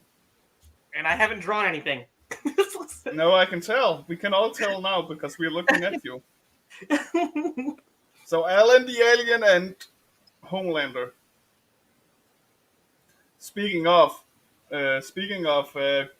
great bad guys, the U.S. agent in the guy playing the U.S. agent in the Winter Soldier and Falcon. He is so good. Absolutely. Yeah, John Walker. He is on Homelander level good. Yes, Yeah, I if you hate the guy, not hate him personally, but if you really dislike the character that he's playing, that goes to show that he's really doing a really stellar job acting. Because yeah. Have He's you heard? being the U.S. agent. Yeah. Mhm. The worst part I've read about is that he's actually getting threats from people. I heard about that. Oh my Yeah. gosh, Really? what is People wrong with have- people today? People apparently do not understand the difference between acting and real life anymore. I know. It's just sad. Uh. But that means And- he's doing something right, in my opinion. For sure. So I guess we don't want to go too much into spoiler territory in terms of this Friday's episode. I guess we talk about his portrayal up to last week's episode, maybe. I think we could always talk about his overall performance, without stating obvious actions going on in the series, like how he slowly changes his not his viewpoints, but how he sees things. Because everybody should know, if they read Marvel comics, they should know that that US agent isn't the sweetest of guys. Exactly. So that can't really be a spoiler if we're talking. I'll talk about it that way, because he's never been a really as good guy in the comics. He's I more was like just Ben. watching the show and just waiting for when he was going to go off the rails. I was just waiting for it. And the way he did it, the way the actor did that was just perfect. I mean, he played it so well. It's that evolution of the character that you see throughout the whole series that works so well. Speaking of acting well, Brune, the guy's playing Baron Zemo, Yes. also incredibly well. Great Yeah, actor. he's really good. He was awesome in Civil War. I'm glad they gave him the fur coat and the purple mask for a little bit. Yeah. I What surprised me was I love how they tied back in the Dora Milaje with putting Wakanda back into it, and it made complete sense. And I just really dug that, and I really liked how we were talking about the fall of Walker as Captain America, and he had that line where he goes, and they weren't even super soldiers after he gets his butt handed to him by the Dora Milaje. And I was like, it was just, you can really see he's being broken down, like he's getting constantly demoralized, and like everybody has said, is that you see his downward progression, so that when he gets to that breaking point, it makes complete sense that he's going down that path. And I just thought it was I don't want to spoil it. I just want to talk more about this past Friday. You kind of just spoiled it. Now you didn't. No, I was talking about last week's episode, not this week's episode. So, But it's funny. It's funny that in a show that's supposed to be where the main focus is probably supposed to be the Falcon and the Winter Soldier. It's the two not main actors that's taking all the focus spotlight. That kind of says it all, and that's not taking away anything from Maggie or Sebastian Stan because they're good in their own right. But yeah, it just shows if you catch the right people for the job, they'll outdo everybody else on the set, so to speak. I agree. Yeah, it's a good show. I'm digging it. I actually like WandaVision a lot too. That took me so long. That took me so long to get into. I couldn't get past the first 2 episodes. I tried so hard. That's what you have to do, though. You have to go to the third. You can't stop at those first 2 episodes. Yeah, that is so right. Yes. People kept telling me, and then I did it, and I was like, they were like, holy shit! When will the next episode come up? And then I forgot that I've been saying no for like 2 months, so I could basically binge watch the whole thing. And that's what I thought about was really cool about WandaVision. It was just nothing had been done like it before, and it fit so well. That's just a credit to the MCU writers that they were able to integrate. I mean, the whole sitcom aspect, when oldie sitcom aspects, it's just like I was like, where are they going with that? And it was just really cool how they explained it. And it's really just. And it fit well for a TV show format versus a movie format because they could really build the characters up, really show that side of them. And Dustin, you being a writer, how do you feel about the writing? I know it's like apples and oranges in terms of like comparing WandaVision and the Winter Soldier and the Falcon. Are you just as impressed with the way they're writing? How the Marvel has been doing the writing for these series?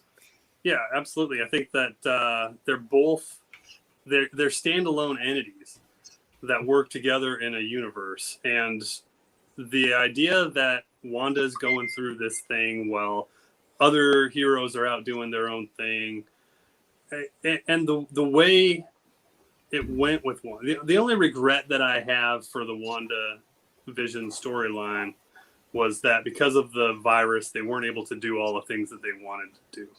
Yeah, I see what you're saying. Yeah, but yeah, I mean, from a writing standpoint, I've enjoyed it all. I too was of the mindset after the first 2 episodes of WandaVision that I was nervous to say it lightly, but I was confident it would get better. Yeah. And you're right. I mean, there was some apprehension there. It's like, what are they doing? Like, what does this mean?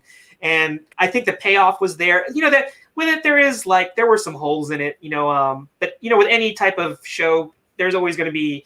We can all kind of like Monday morning quarterback some of the things and go, I wish they could have done this and I wish they could have done that. But overall, I really think it was kind of neat that Disney was taking a risk with doing it because could you imagine if they did a WandaVision movie? I don't think it would have worked. I think that it had it couldn't have.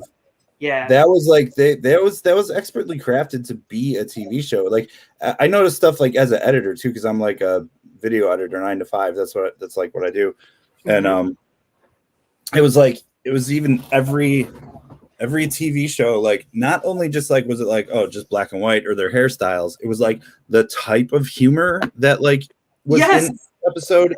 And like the commercials too. Yeah, the commercials, like everything, and like it was like the kind of the beats of the comedy in like the Malcolm in the Middle type show, and like you know what I mean? It was like exactly like they really captured like every era of family sitcom TV in the style of writing, editing, shooting, everything. You know what I mean? Like not just like on a superficial level, one or the other, just like all of it, like that was really cool. Yes, I mean, that's what because we talked during the pre-show about you being, we're both from the same like graphic design world. Only you're more on the video side of it. So I had to say that I was appreciating just the design, the aesthetics of it. That you hit the nail right on the head in terms of like they went full on in terms of being able to really immerse you if you grew up because I didn't grow up obviously in the Mary Tyler Moore or those really old type shows, but I remember watching the reruns. Right, I watched them on Nick at Night and stuff. Yeah, and they captured it. I Love Lucy. But then you're right when it came down to like the '90s where the Malcolm in the Middle.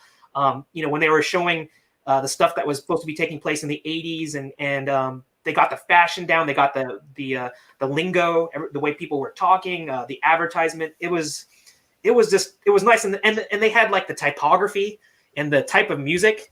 It's like you would like to see like Michael J. Fox from playing Alex from Family Ties. You almost like expect him to like walk in the door and Right.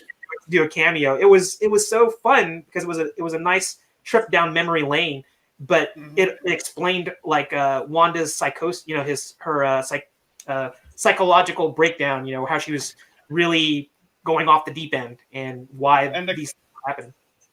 Again, hats off to you speak of how the aesthetics and the looks, but hats off to the actors as well. Yes, because they had to work their butts off to make it happen, make us feel like we were in that era of movie editing and production after all. So they did equally. I mean, WandaVision is just perfect in my opinion when it comes to what they attained to be doing, what they wanted to do, and they hit that perfectly. And kind of the same with the Falcon and Winter Soldier. What they seem to be going for and want to do is also kind of spot on. Disney obviously has the MCU obviously has some of the best writers there you can get these days, but I do believe that the Falcon and the Winter Soldier could easily have been a movie in itself, other than a TV show. Well, you know probably. There were a couple points where it like just dragged just a little bit. You know what I mean? Like it was like okay, we could have taken 10 minutes instead of 20 minutes of talking on the boat with his sister or whatever. You know what I mean? But like overall, it had these things are like so well produced and like throw so much money thrown at them, and are just like I liked the casting and like some of the stories of the Marvel Netflix shows, but those were so amazingly slow. You are so right. But you know what? I kind of think that I think the Falcon and the Winter Soldier, they could have added, there were some, like you said, drawn out points, but I think if they added maybe 2 more episodes, because I think the finale is like next week, next Friday. I can't sympathize with the villains, really. I don't understand the, getting the world back to like the blip. I don't quite get their actions, type things. They haven't shown that enough, in my opinion.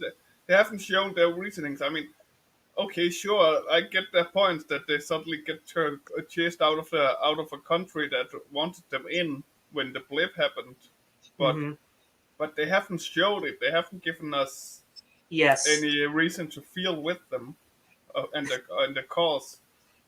Like I believed in they made the movie so good that I actually rooted for Thanos at one point.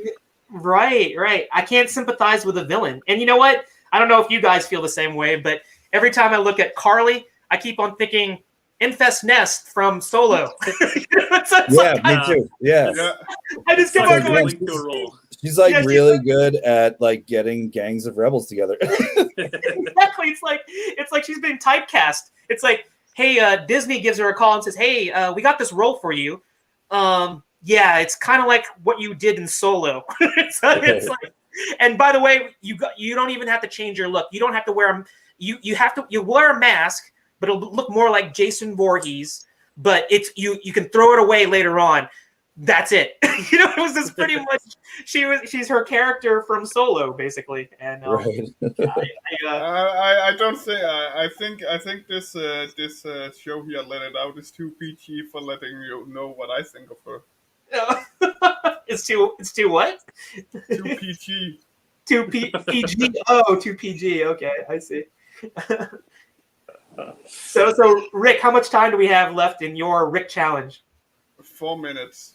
4 minutes. I'm just about finishing up. Oh, you are too fast. You are too fast.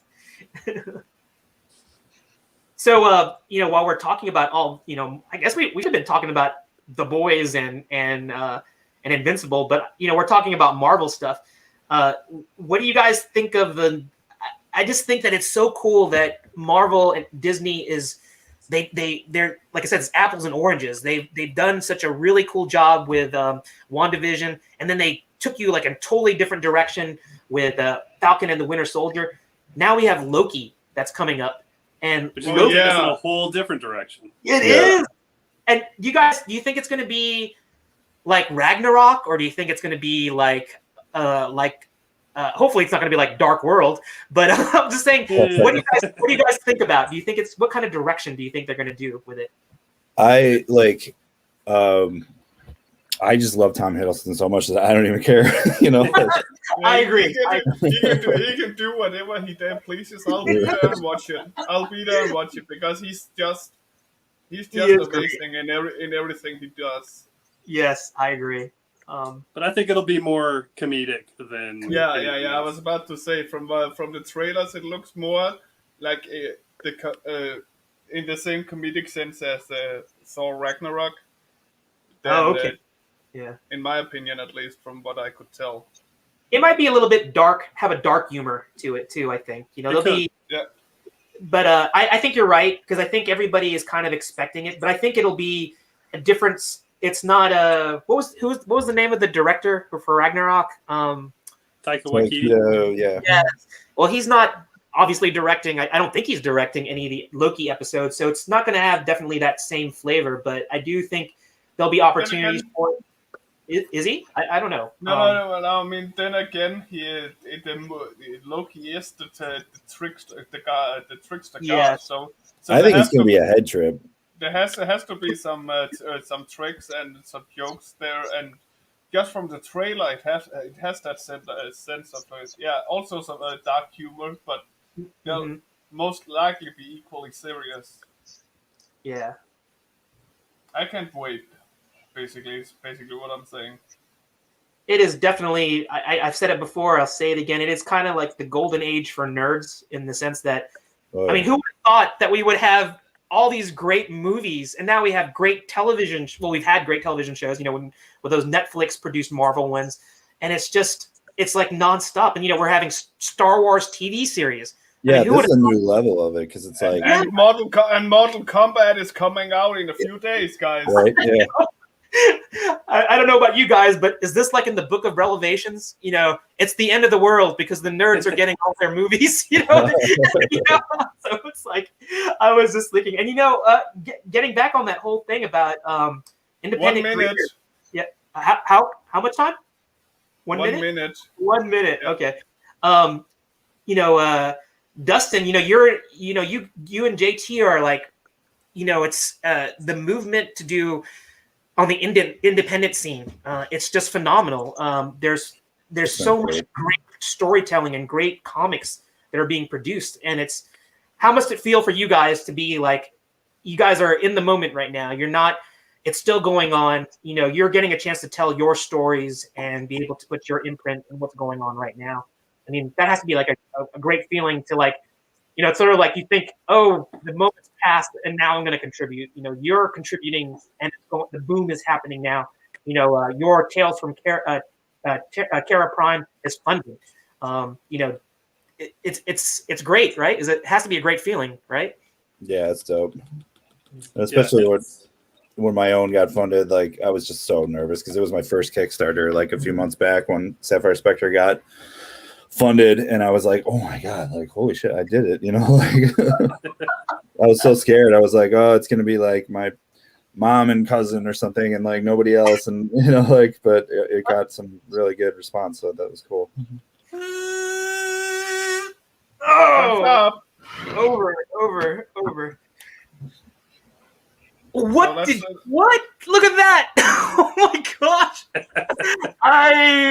I'm totally floored. Look at it. It's like you put the colors in there and the inks, and you got speed lines, and you got that's totally Homelander with the blood everywhere. I never read The Boys. I never watched The Boys. I'm just like, well, he's supposed to be Captain America, but he kills people, or Superman or whatever, you know. So yeah. I just figured that was something that happened. But and Invincible is very violent as well, so it makes that really good. Yes, I am. So let's see yours. Nope. Whoa, that's dope. Oh, I like that you added the hair. That's good. That's funny. Yeah, that's a good touch. Oh shit. So, and he's kind of like, you know, look at me, you know. It's kind of like, yeah, I don't know the personality of Edward the alien or whatever is Alan the alien. Wow, Gerald. Wow. Is he kind of like, is he what's his personality like, Rick? Tell me about him. He's a good guy trying to be funny and just fit in. He's the last of his species. Oh, so he's kind of like a beta. He's voiced by Seth Rogen in the animated series. Oh, really? Cool. I didn't know that. Very cool. I read like the first Invincible graphic novel collection. I never like continued. I should really do that. I want to read through the whole thing and then watch the show. That's what I want to do. Oh, what happened to? Did you take away? Gerald, let me do this. I just wanted to see Rick's face really big. That's all. Okay. Every damn week I have to do it up for this. You were in the middle of a great monologue. While you were gone, JT, we actually talked about the Invincible comic and how I really urge everybody to read it because it's the greatest superhero comic of the modern age, in my opinion. It is. Absolutely love it. And Brian Otley, who comes on after the first trade paperback as the main artist, does it so well. And and Kirkman, you can't say anything bad about Kirkman and his warped mind. Right? For sure, he's great. I remember, just real quick. Do you remember a couple years ago when like before like a lot of people kind of got back on the indie? I don't want to say bandwagon, but just like really started to support indie people more. It was like he came out with that little testimonial video. Remember, it was all over the comic news sites and all that stuff, like CBR and whatever. And like he just like said like. He just gave like almost like sounding like a early 90s Todd McFarlane or Eric Larson or something, like just about like how he's like done with mainstream and he just wants to focus on indie and all this stuff. Like this was back in like 2009 or something maybe, or like 2010. Yeah. He got blasted. Like everybody just shredded him to bits. Like everybody like everywhere was like just tearing him apart and saying like, how dare you? Like, you know, this is you're going to get blacklisted and like all this stuff. He turned out to be right, you know, like, yeah. Because I was like, he's making a lot of good points. And then everybody just like destroyed him. And I'm like, dude. And then like 2 years later, Walking Dead like got a TV show and he was like an image partner and all this stuff. And then made Invincible and like just all that. It might have, I forget which chicken and egg, but and like look, if you go back and watch that video now, everybody probably remembers hating him for it. If you go back and watch it now, he's probably spitting like truth bombs or whatever, you know? Yeah, total profit, and that's what I predict. Yeah. We got stuff on the art show here, so fan art. Oh yes, let's see it. First up is from Roy didn't get it in time last time, so we will have a blacksmith here. Ooh, oh, look at that. That's pretty dope. That's what my mohawk looks like when I, don't put glue in it. That's what it looks like on my couch watching. And he also managed to do Homelander Ellen. That's cool. And I got to admit, I love Roy's art, but what comes next is my absolute favorite of what has been done here. Look at Sarah's. That's so cute. Oh, that's awesome. So that's just amazing. And she didn't know either of the characters to begin with, and she just got both characters in awesome. there. That has really to be great work. one of my Good. favorite. That should be like a little sticker, like a die cut sticker. Yeah, I will have to admit that this is my favorite of the ones right now, because this is just so very, very, very cool. So Rick, great challenge. I didn't do a rhino, so I know Dustin's pretty upset that I didn't do a rhino, but you didn't do Rocksteady. I didn't do that, but I could have made Rocksteady my character. yes, you could have. That would have been. See, now you can go. Let's go back in time. Let's make a Rocksteady your character. That would have been funny. But yeah, I really appreciate that our audience drew along with us. It's always a treat to see that. So let's keep the show moving along. We're getting into the home stretch here. So our third drawing challenge is we're going to revisit JT's original character. It was funded through Kickstarter already, and it's the Sapphire Spectre. So this is going to be an opportunity for JT to talk and draw and be able to tell a little bit about his character when we start the clock. But I believe, Dustin, did you discovered JT before he did this character, right? Is that correct? He's had a couple of different versions of this. So there's an older issue #1 that I have. Whoa! So this is really cool to hear that, because Dustin actually has become he's the historian of JT's artwork in terms of he's like, I actually have the very first iteration of this before it became the Kickstarter version. I would love to, as we get into drawing it, of course, this is Rick's thing he's going to talk about, but I'd love to hear about that whole dynamic, between the two of you. And Dustin, you seeing that artwork version 1.0 and it going to like this Kickstarter version. Everybody check out this. The colors, they're just hitting me in the face. It's just so cool. Yeah, please hit him in the face. It's like, yeah. So the rest of us can get a word across. Okay. All right. So let's get drawing, and you guys can do the talking. Word. What? See, you can't say anything. No, that's your fault. Oh, that's not my fault. So yeah, what made you? Gerald, what do you say? So go ahead. JT Molloy. What made you think of Starfire Spectre? What gave you the inspiration to? Okay, so like, I always wanted to do like a powerful female character, registered trademark, like character for like many years, and like I was really influenced by, like I said, like before, like Fathom and Michael Turner and all that stuff, so like I kind of like started just drawing this character who was a ghost, and like I just did this like prelim kind of drawing of it. This was back in like 2010, honestly.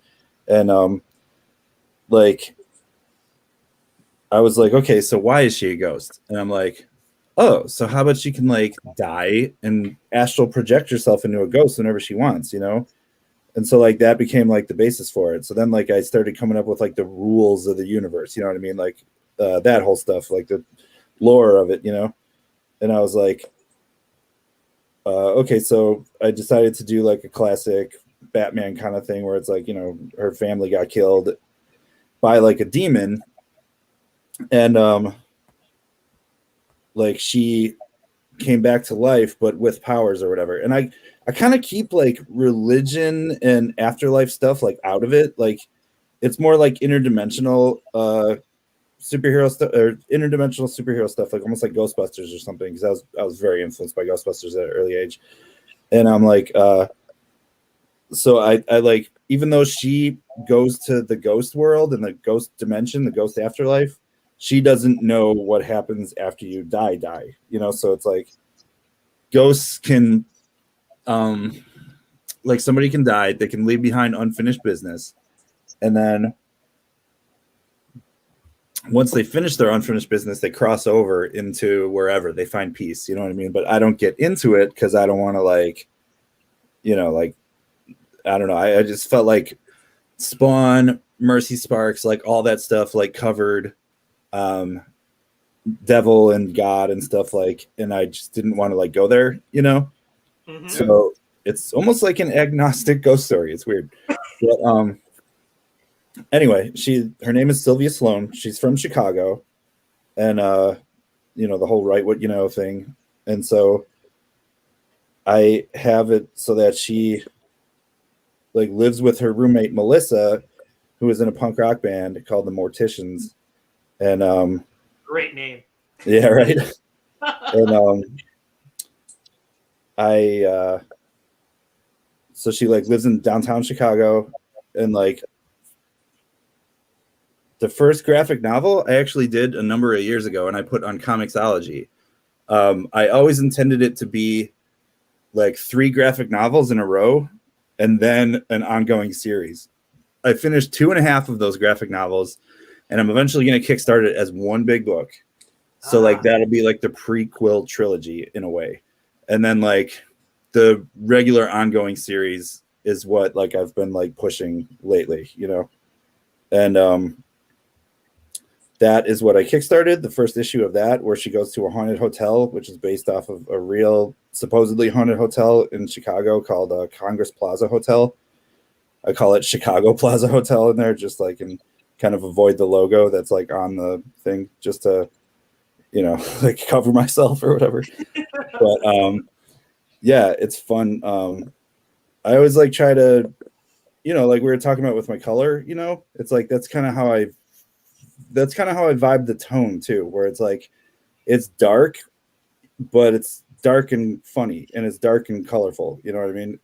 It's more of an adventure book than a horror book, even though there are horror and gross elements to it. Like when she kills a bad ghost, she like chops its head off, you know, and then like its energy dissipates into a universe called Limbo. So like that's kind of like almost like Ghost Prison or something. So like there are very dark elements to it. Like I get into like death a lot and stuff like that, but it's also funny, you know? So it's like, it's almost like if I could describe it in music, you know, it's more like psychobilly, like Tiger Army or something like that, or like some of the darker punk bands I listen to, or The Cure or something, where it's like, it's not like so deep and so angry that like there's no melody to it, you know. It's almost like a melodic dark, the way I go for like the tone of the book, you know. Yeah, I can totally see that. I mean, again, taking one of going back to one of your inspirations, Scott Campbell. He managed to do that, even though when he was on some of the more darker titles, he still managed to like have it dark but keep it his own style and have it still as flashy fire colors and right and bright colors, but still manage to keep the feeling of darkness in it to an extent. Yeah, even recently, like he did was it Spawn 300? Yeah, that story with Jessica Priest, you know. Yeah, the Lady Spawn. Yeah, that was really cool. Oh my god, I started drawing commissions for her like immediately. Like once I saw that design, I was like, yes, please. So tell us a little. She's kind of like she died. She's not like Dead Man in the DC universe in terms of like taking over a host. She dies and she becomes like, that's her power. She can like do things in a spectral state, right? Is that yes understanding of it? And she's like a really powerful ghost, you know. So it's like most ghosts like have enough energy to like I don't know, like just kind of exist and maybe make a clothes for themselves or a weapon or something like out of their spiritual energy, and she can basically like do most stuff that like even like normal ghosts can or can't. So she's like a super powerful being that is like meant to kind of cosmically restore I know this sounds Star Warsy, but like a balance between the dimensions, you know. She's a ghost. Like, she's a ghost Jedi. Yeah, ghost Anakin or whatever. Yeah. But like it's because like the demon crossed dimensions to kill her family. So that was like a moment where, whether you think of it as God or the universe or whatever, like stepped in and said, all right, this is too far. Like we need to protect the world of the living because like it's starting to bleed over too much, you know? Oh, so, I like that idea that he survived the demon, and that was somewhat what started the whole getting her powers. Mm-hmm. It And definitely makes me think of Buffy the Vampire Slayer too. Were you a fan of that series? actually, I was not really like a Joss Whedon guy growing up. Like, and it wasn't like on purpose. Like, it's not like, oh, fuck Joss Whedon or something. I mean, gosh darn Joss Whedon. Sorry. Am I not allowed to say that F word? I forgot. You're a guest, so you're allowed once. That's okay. Yeah. It's like a PG-13 movie. Sorry. I'm here after all, so people are used to it. No, but it's like, yeah, that just wasn't my thing back then. I didn't like, yeah, it was more like Ghostbusters that inspired me, and then like, it's almost like Fathom and Ghostbusters at the same time, I get it. I totally get it. Yeah. But with like my punk rock sensibilities, and it's like you don't have to be a punk or whatever to read it. Like I might like make a joke about GBH or something now and then, but like, it's overall like the main character is not the punk. Sylvia Sloan, Sapphire Spectre, is not the punk. Her roommate is, Mm-hmm. So like that's just kind of a background thing. 5 more minutes. 5 minutes. Ah. Yeah. I'm sorry. I could just sit here and watch JT draw all day long. Yeah. And technically, I have done it from time to time. So That's true. That's true. And he does it so well. It seems like he just knows where every single line has to be. Yeah. And then we go over to Djel, and we see that basically what he does is make a mess until it looks like something. I'm very good at making a mess. Yeah, I'm making a mess. Yeah. He makes beauty in his own chaos. Exactly. Damn, that was almost poetic. Yeah. So before the 5 minutes is over, Dustin, you spoke a little about there was a negative one comic episode as well. An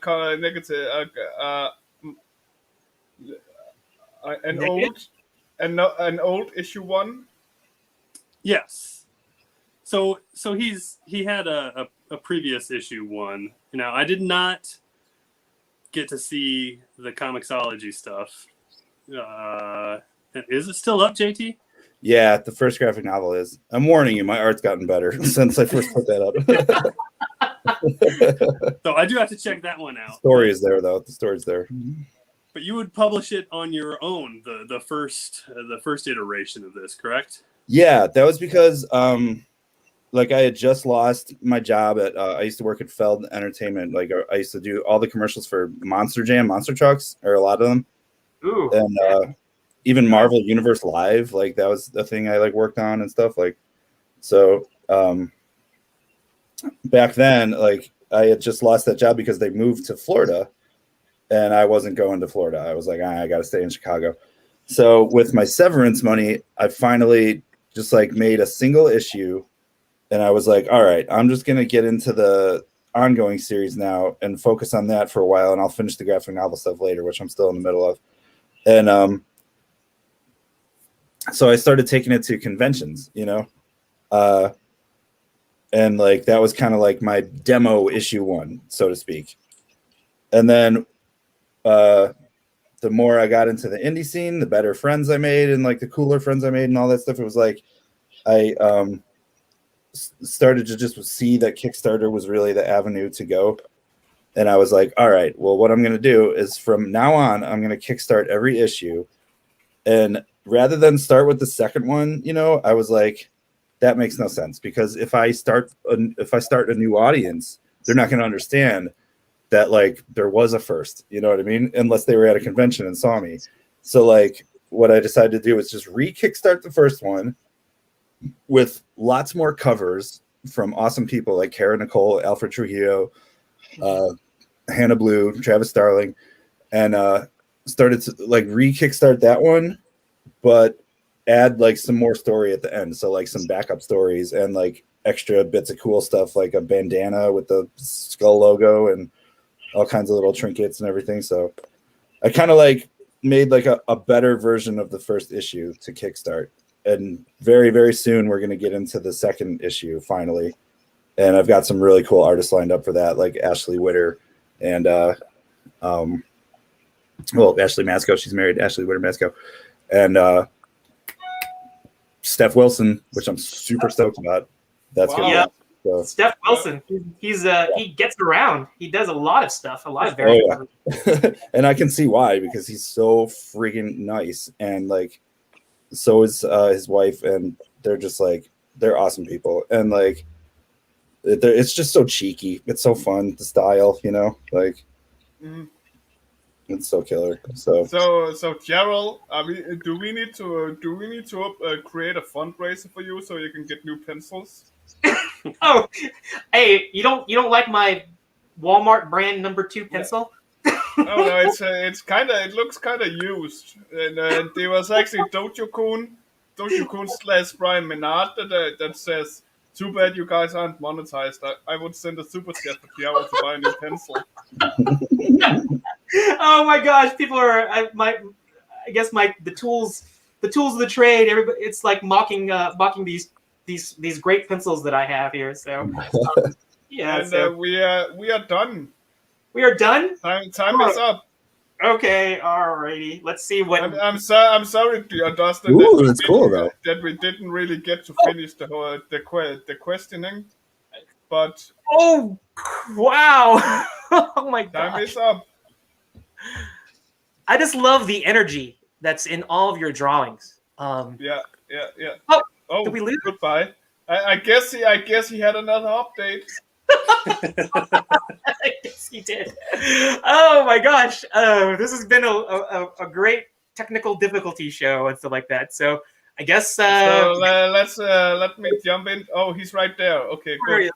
Okay, let's get him back. I'm gonna quote Deadpool here from his video game. You pushed the wrong button. You pushed the wrong button. God damn. Let's get your art back up here. I want to see it. I'm not gonna push any buttons. No. Share, video share window. We got one here with Sarah that I had to rush it. Okay. Ooh, that's awesome. I love that hair. Sarah killing it. I really believe cool. that was the only one. Maybe Roy will pop up with one as well. Okay. All right. Wait, well, no, I'll keep looking. Nope, that's the only one so far. All right. Let's get back JT stuff. I want to see what he did. This is what I was saying. The energy, and we didn't touch on this thing, but the weapon. It's kind of like a glaive, like a blade. Like Blade the vampire, Daywalker. He has that that Batman-esque glaive looking thing. You want to talk a little bit about that? Is that her ghost killer weapon? Yeah, it is. Like she's got 2 of them, so it's like I lean hard into the alliteration. So she's Sylvia Sloan, the Sapphire Spectre. So like I was like, all right, so her little weapon should be like, and I even have her comment on it in her first story. She's like, so I decided to make a little blade, and I call it my S blade. She's like, I'm the kind of kid who put her name on everything. Like, and so it's like a blade that's like shaped like a screwy S. You know what I mean? And I tried to come up with a design that I don't think I'd seen that many places yet, or whatever. So, yeah, I totally see the. Fun, but she throws it. I remember seeing the Doctor Strange movie, and when like Tilda Swinton at the beginning was fighting off all those people. Yes. She like formed those 2 things and then started throwing them around like discs and catching them and like fighting like that. I'm like, oh my god, that is Sapphire Spectre. Like that's exactly what it would look like if I made a movie, like. Well, it does, and as Thiago said, it also reminds you of the whip and blade uses, at least in the first movie, where he throws it to the right in a circular room, and he just it rolls all the way around and beheads all the vampires. That's true. Oh my god, I haven't seen the movie in ages. I gotta rewatch those. Yeah, that was like the first MCU movie, if you think about it. I mean, I think that put Marvel superhero movies on the map after No, that was Punisher with Dolph Lundgren. Or Nick Fury with David Hasselhoff. Or Howard the Duck. Or Howard the Duck. Yeah. Oh, Howard the Dog, yeah. Howard the Duck. Howard the Duck. Yes, everybody can remember that uncomfortable scene with when he's in bed with what's her name? Leah Thompson. So that's so funny. So here's my version. I hope I did a good homage to her. That's killer. That's some very big nipples on her, though. Those are nipples. That's the skull. That's the skull. Yeah, in fact, I'm actually very cautious to not do that. When I draw the skull on I'm sorry, I'm not ribbon. I'm just saying, like, because I'm always very cautious about like if I make the wispy stuff like come off her, I don't put it anywhere near her like ass or whatever, or somebody's gonna be, oh, she's farting or whatever, like stuff like that. Like, I'm very conscious of how people are gonna look at it and be like, what are they gonna see? But I broke awesome. All those rules. I was totally no. It's totally cool. I dig the hair. The hair is killer. It reminds me of John Burns' The Silver Banshee. That's I was about to say, yeah. It reminds me of Silver Banshee. Yeah.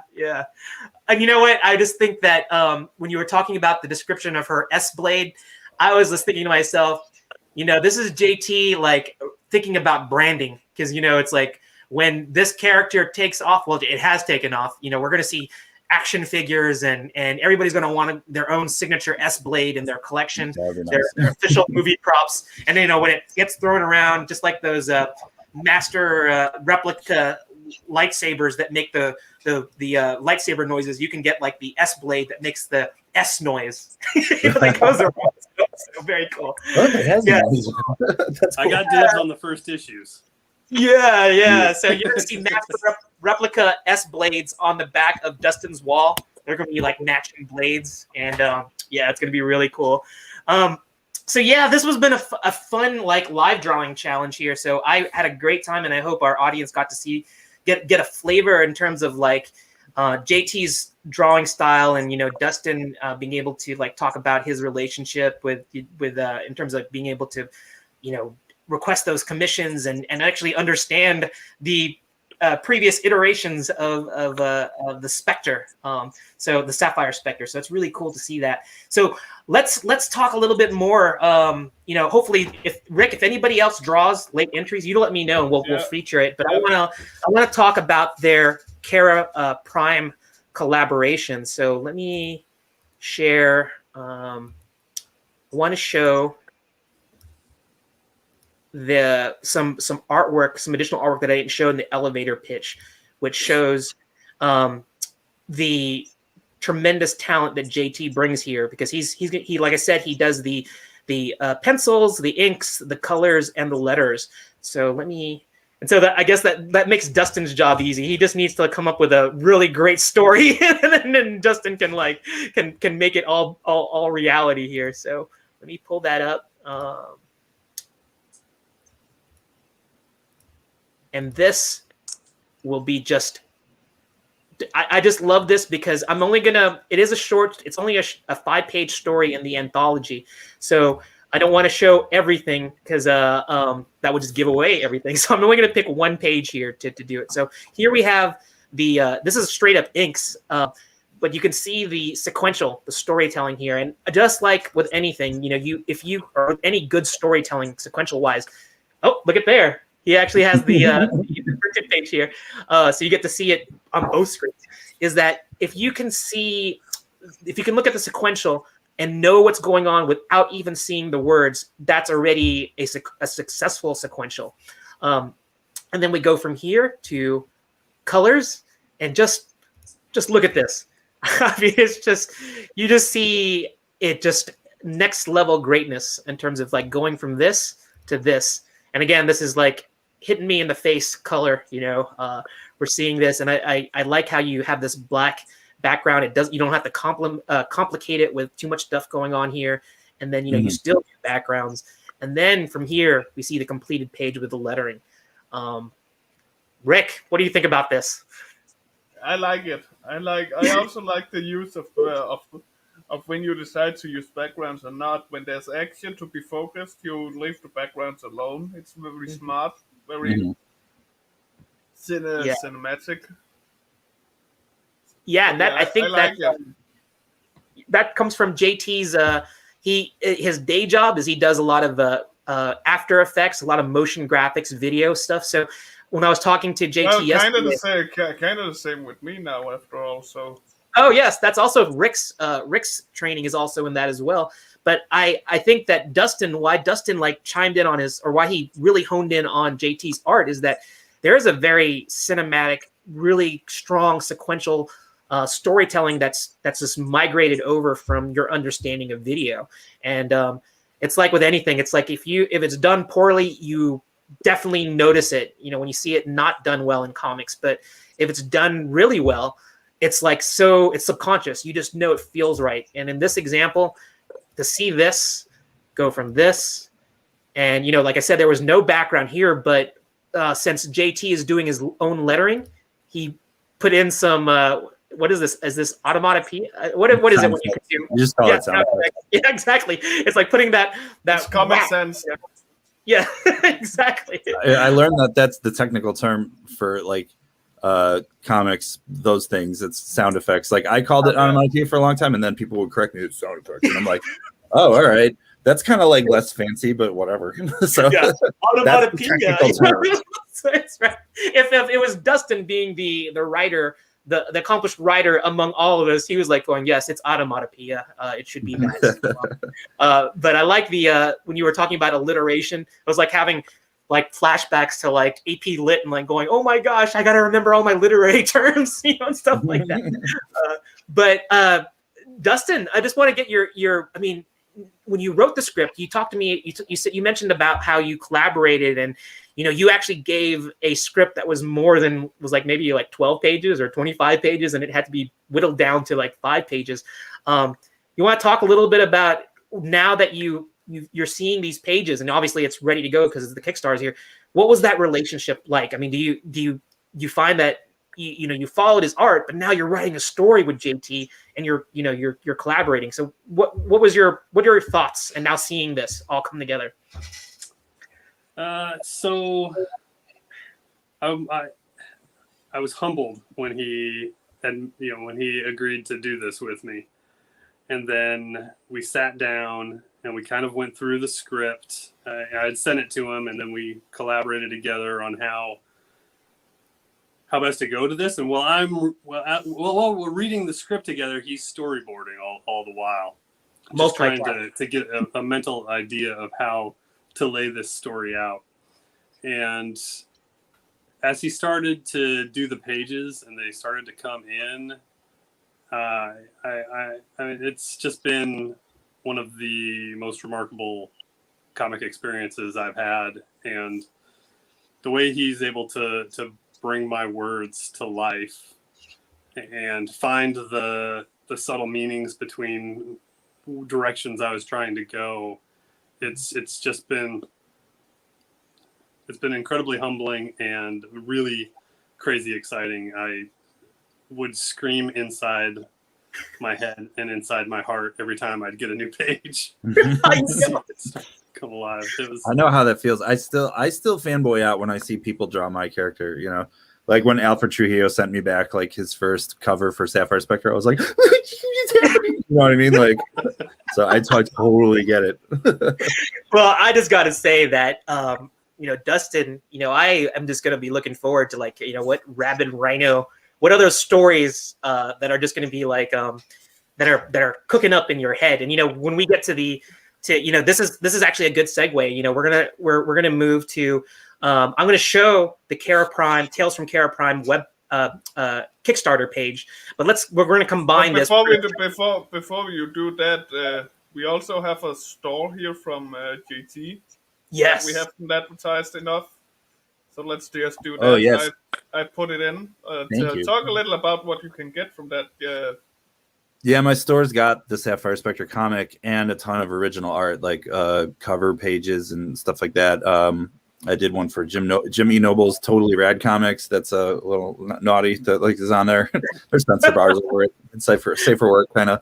But yeah, but that's where my comic is, and I have like a ton of old sketch covers that I just kind of jam out. Sometimes when I get commissions, I actually just draw something for somebody, but sometimes I get bored and I draw something for myself and see if anybody wants it. So there's a ton of stuff up there, and like I said, if you are interested in my comic, that's where you can get it. So yeah.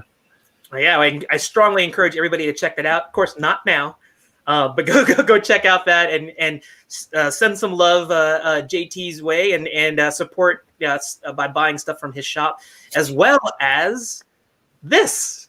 This is the actual Tales from Kerra Prime page. And you know what, Rick, you're going to have to knock my professionalism here because I did not make a banner for this. So let me do that real quick here. Of course you didn't. So forgive me. No forgiveness. No forgiving. Point and boo at Yarrell. Ooh. All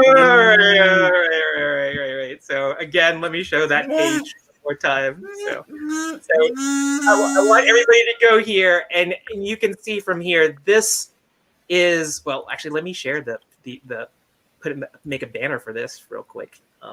Wasn't that what you were just doing? No, I was actually. I had to copy and paste stuff. So here we go. Dude, I'm really stoked to see the rest of the stories too in this. Like how they all dive and everything. Yeah, right. There's so many amazing creatives. Yeah, Silverbacks has made a really cool little thing. Like he didn't just want to create one comic; he wanted to create a world that like a lot of people can play in. Like. Mm-hmm. It's like this is his. Kerra Prime is his MCU. This is like his universe that all these characters play along with. So it's going to be. I want everybody to know that these characters that are in this book, they exist in the same universe. They're not like standalone entities. That exist out. That right. in fact, potential for all these crossovers. Yeah, and he's encouraging other people. It's almost like a comic book version of an MMORPG, Oh, yeah. I like that. I like that description. So one thing I want to stress here, why this thing look at this. It is funded, and this happened this past, I guess yesterday it passed it, and it's still climbing. So let's support them and get some of those stretch goals unlocked. But this is another thing that I really want to stress is that there's 94 backers. And, I heard it was kind of a joke when JT was like saying when he got his Sapphire Spectre funded, he was like, oh yeah, my friends or my family, maybe they're the ones who are supporting me. But, he got lots of backers that weren't family and friends. There were people that reached out that were beyond it. And that's what I'm so impressed when I see our guests, when they show their crowdfunding. It is a big deal unless all 94 of these backers are immediate friends and family of all the creators, which I highly doubt. That goes to show they are 94 people here and climbing that believe in Tales from Kerra Prime and want to read these stories, the stories that Dustin and JT put together. So this is the page. You can see on the bottom how that's the short URL. You can check it out. Here we have a description of what it is, and basically it is an anthology. It's basically five page sequential stories, several stories by different creators. And you can go here and check it out. There's a full description of what you can expect in terms of art. This is just great. I mean, there's some talented, super talented people. This is where they've worked in the industry and at all these great places, and very affordable. And I encourage you to go check it out, especially if you want something that has a different vibe from, those big companies. We don't have to name them. But I think that independent creators is where it's at. And I encourage you all to check that out. You got to see JT's fantastic art. We got to show you a panel, and we got to hear about that excellent collaboration between Dustin and JT. You got to see their own house brands in terms of Rabid Rhino, and it was Punks. What was JT? What was your? I just call my little imprint Punkin Comics. Punkin Comics, yeah. I was making a series of videos on Instagram where I was editing videos of me drawing to footage of me going to shows and taking videos of the band and just like adding music to it and just kind of messing around. It was fun. Yes, if you're a fan of punk rock as well as just fantastic, super saturated art in the vein of 90s greats like Joe Mad and J. Scott Campbell, JT's your man. And I am so looking forward to seeing what the two of you guys put together. And I know Dustin he said he has a lot of things that are cooking up in his head.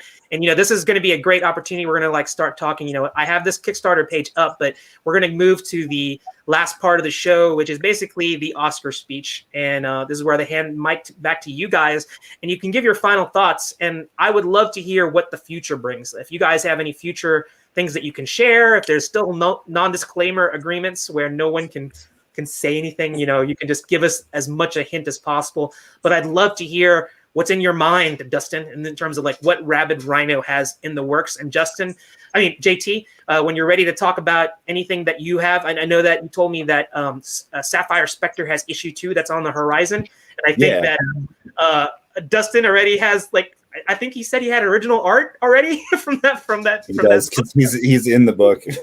Oh, yes, he's in the book. So that's really cool. So let me hand the mic over to JT first, and then you'll give us your Oscar speech, and let's hear what the future is going to bring. Well, the future is if you could just go to my the little window right now. I'll show you some of the Sapphire Spectre too. Ooh. Yes. Yeah, this is going to be a fun one. This is the introduction of the Sapphire Shebi, not Shebi but Shebi. So it's SHE B. Branding. So Branding. If you zoom in here, it says roses are red, specters are blue. I love you so much, I'm going to kill you. So there's this tiny ghost that dresses like her. I actually kind of wanted to do once I thought of the character, I wanted to do it where it was Batmite or Mr. and Mrs. Spitlick or whatever. I was like, dude, let's just go insane here, because usually they're kind of grim and grounded and dark-ish, but this is one where it turns into that. I won't spoil it, but it turns into that. But it starts crazy. So it's just her and her roommate, best friend watching TV together. I call it Excess Saga, Excel Saga. I'm not even that big an anime fan, but I just know a thing or two. So yes. So they're just she's it's so nice to know Mel is always going to be there when things get crazy. And then you see this thing pop up. She's about to eat popcorn and it's hi. And she's all right, you know what? No, I'm out. I'm not doing this.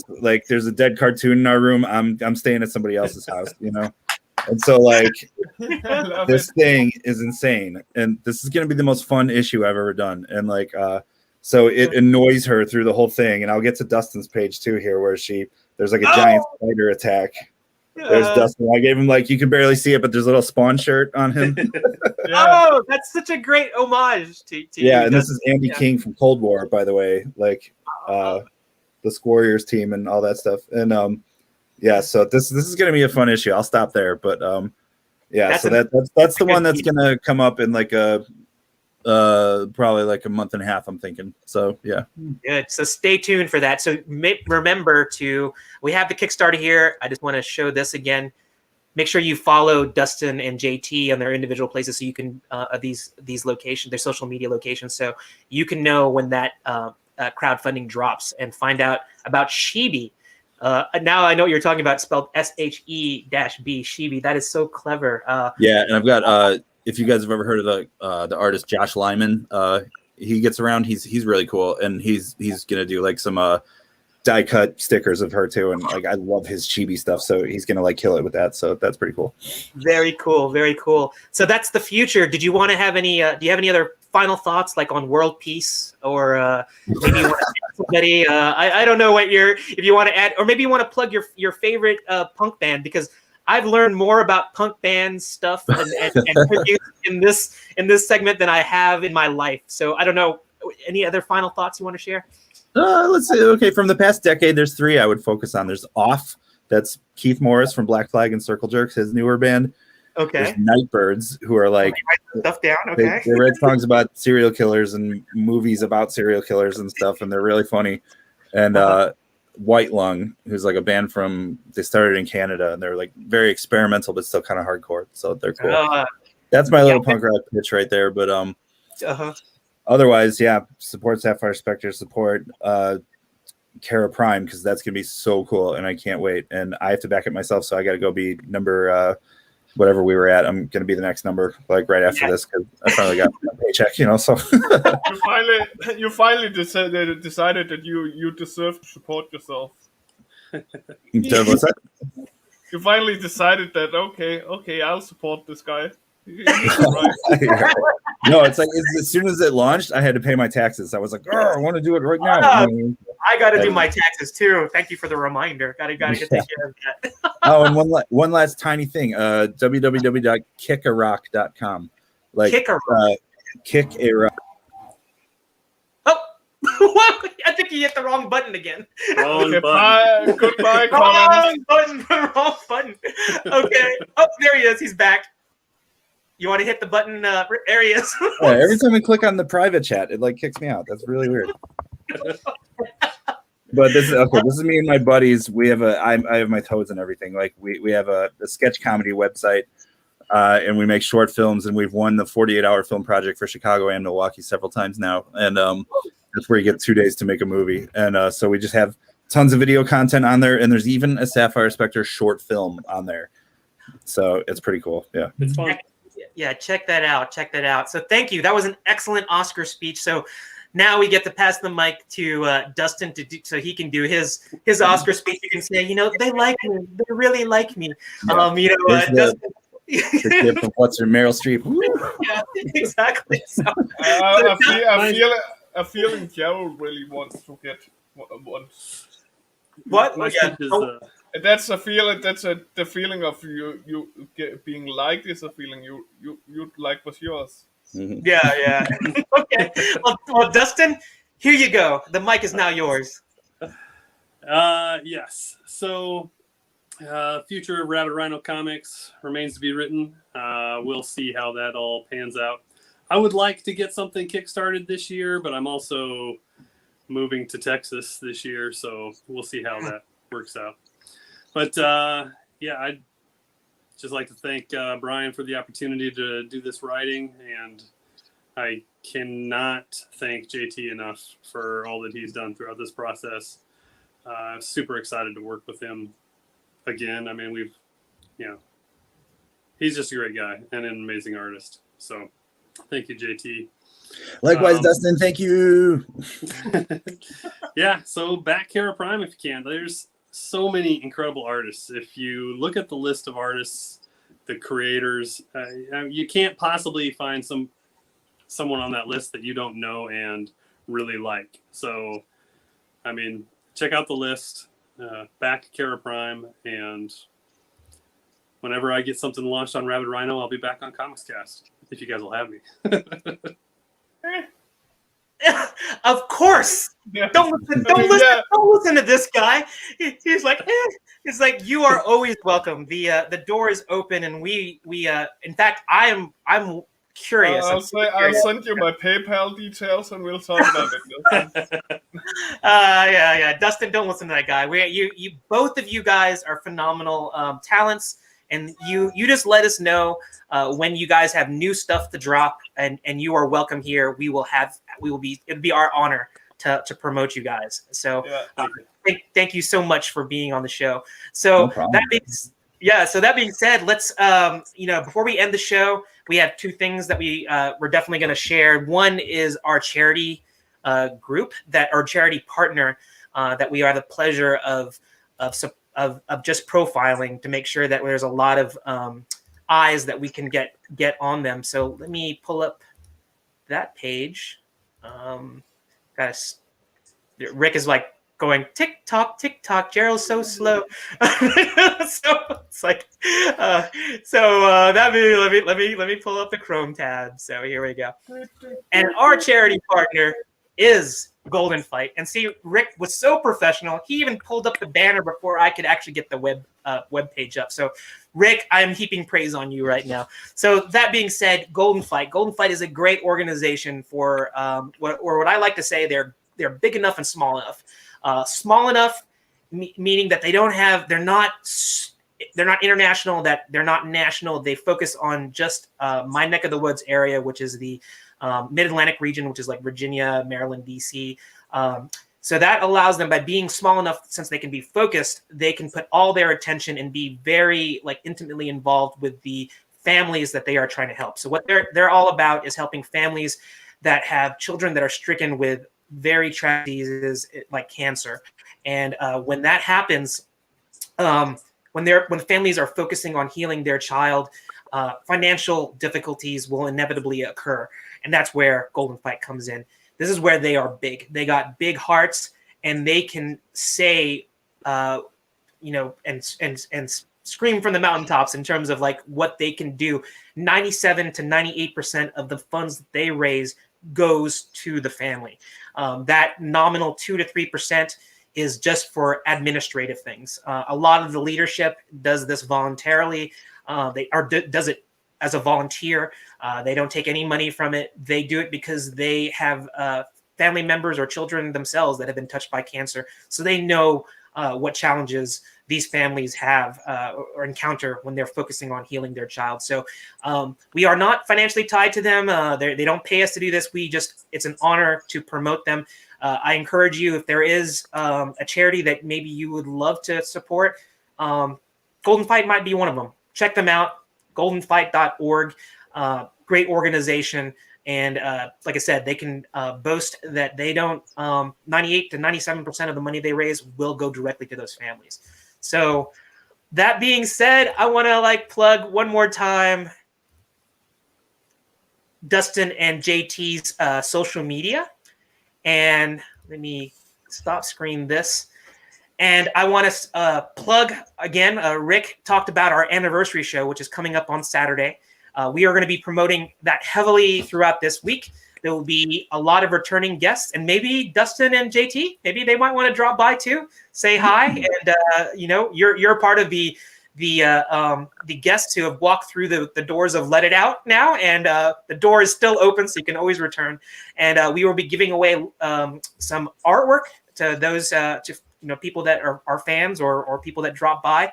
Look to see some returning guests, and we're going to just basically go down memory lane and talk about Rick and why we love Rick. And we're going to talk about about also what we've done in terms of the past year. We're 1 year anniversary, and we've met a lot of great people, done a lot of really cool things, and we just want to express our gratitude and to show that the independent comic community is booming.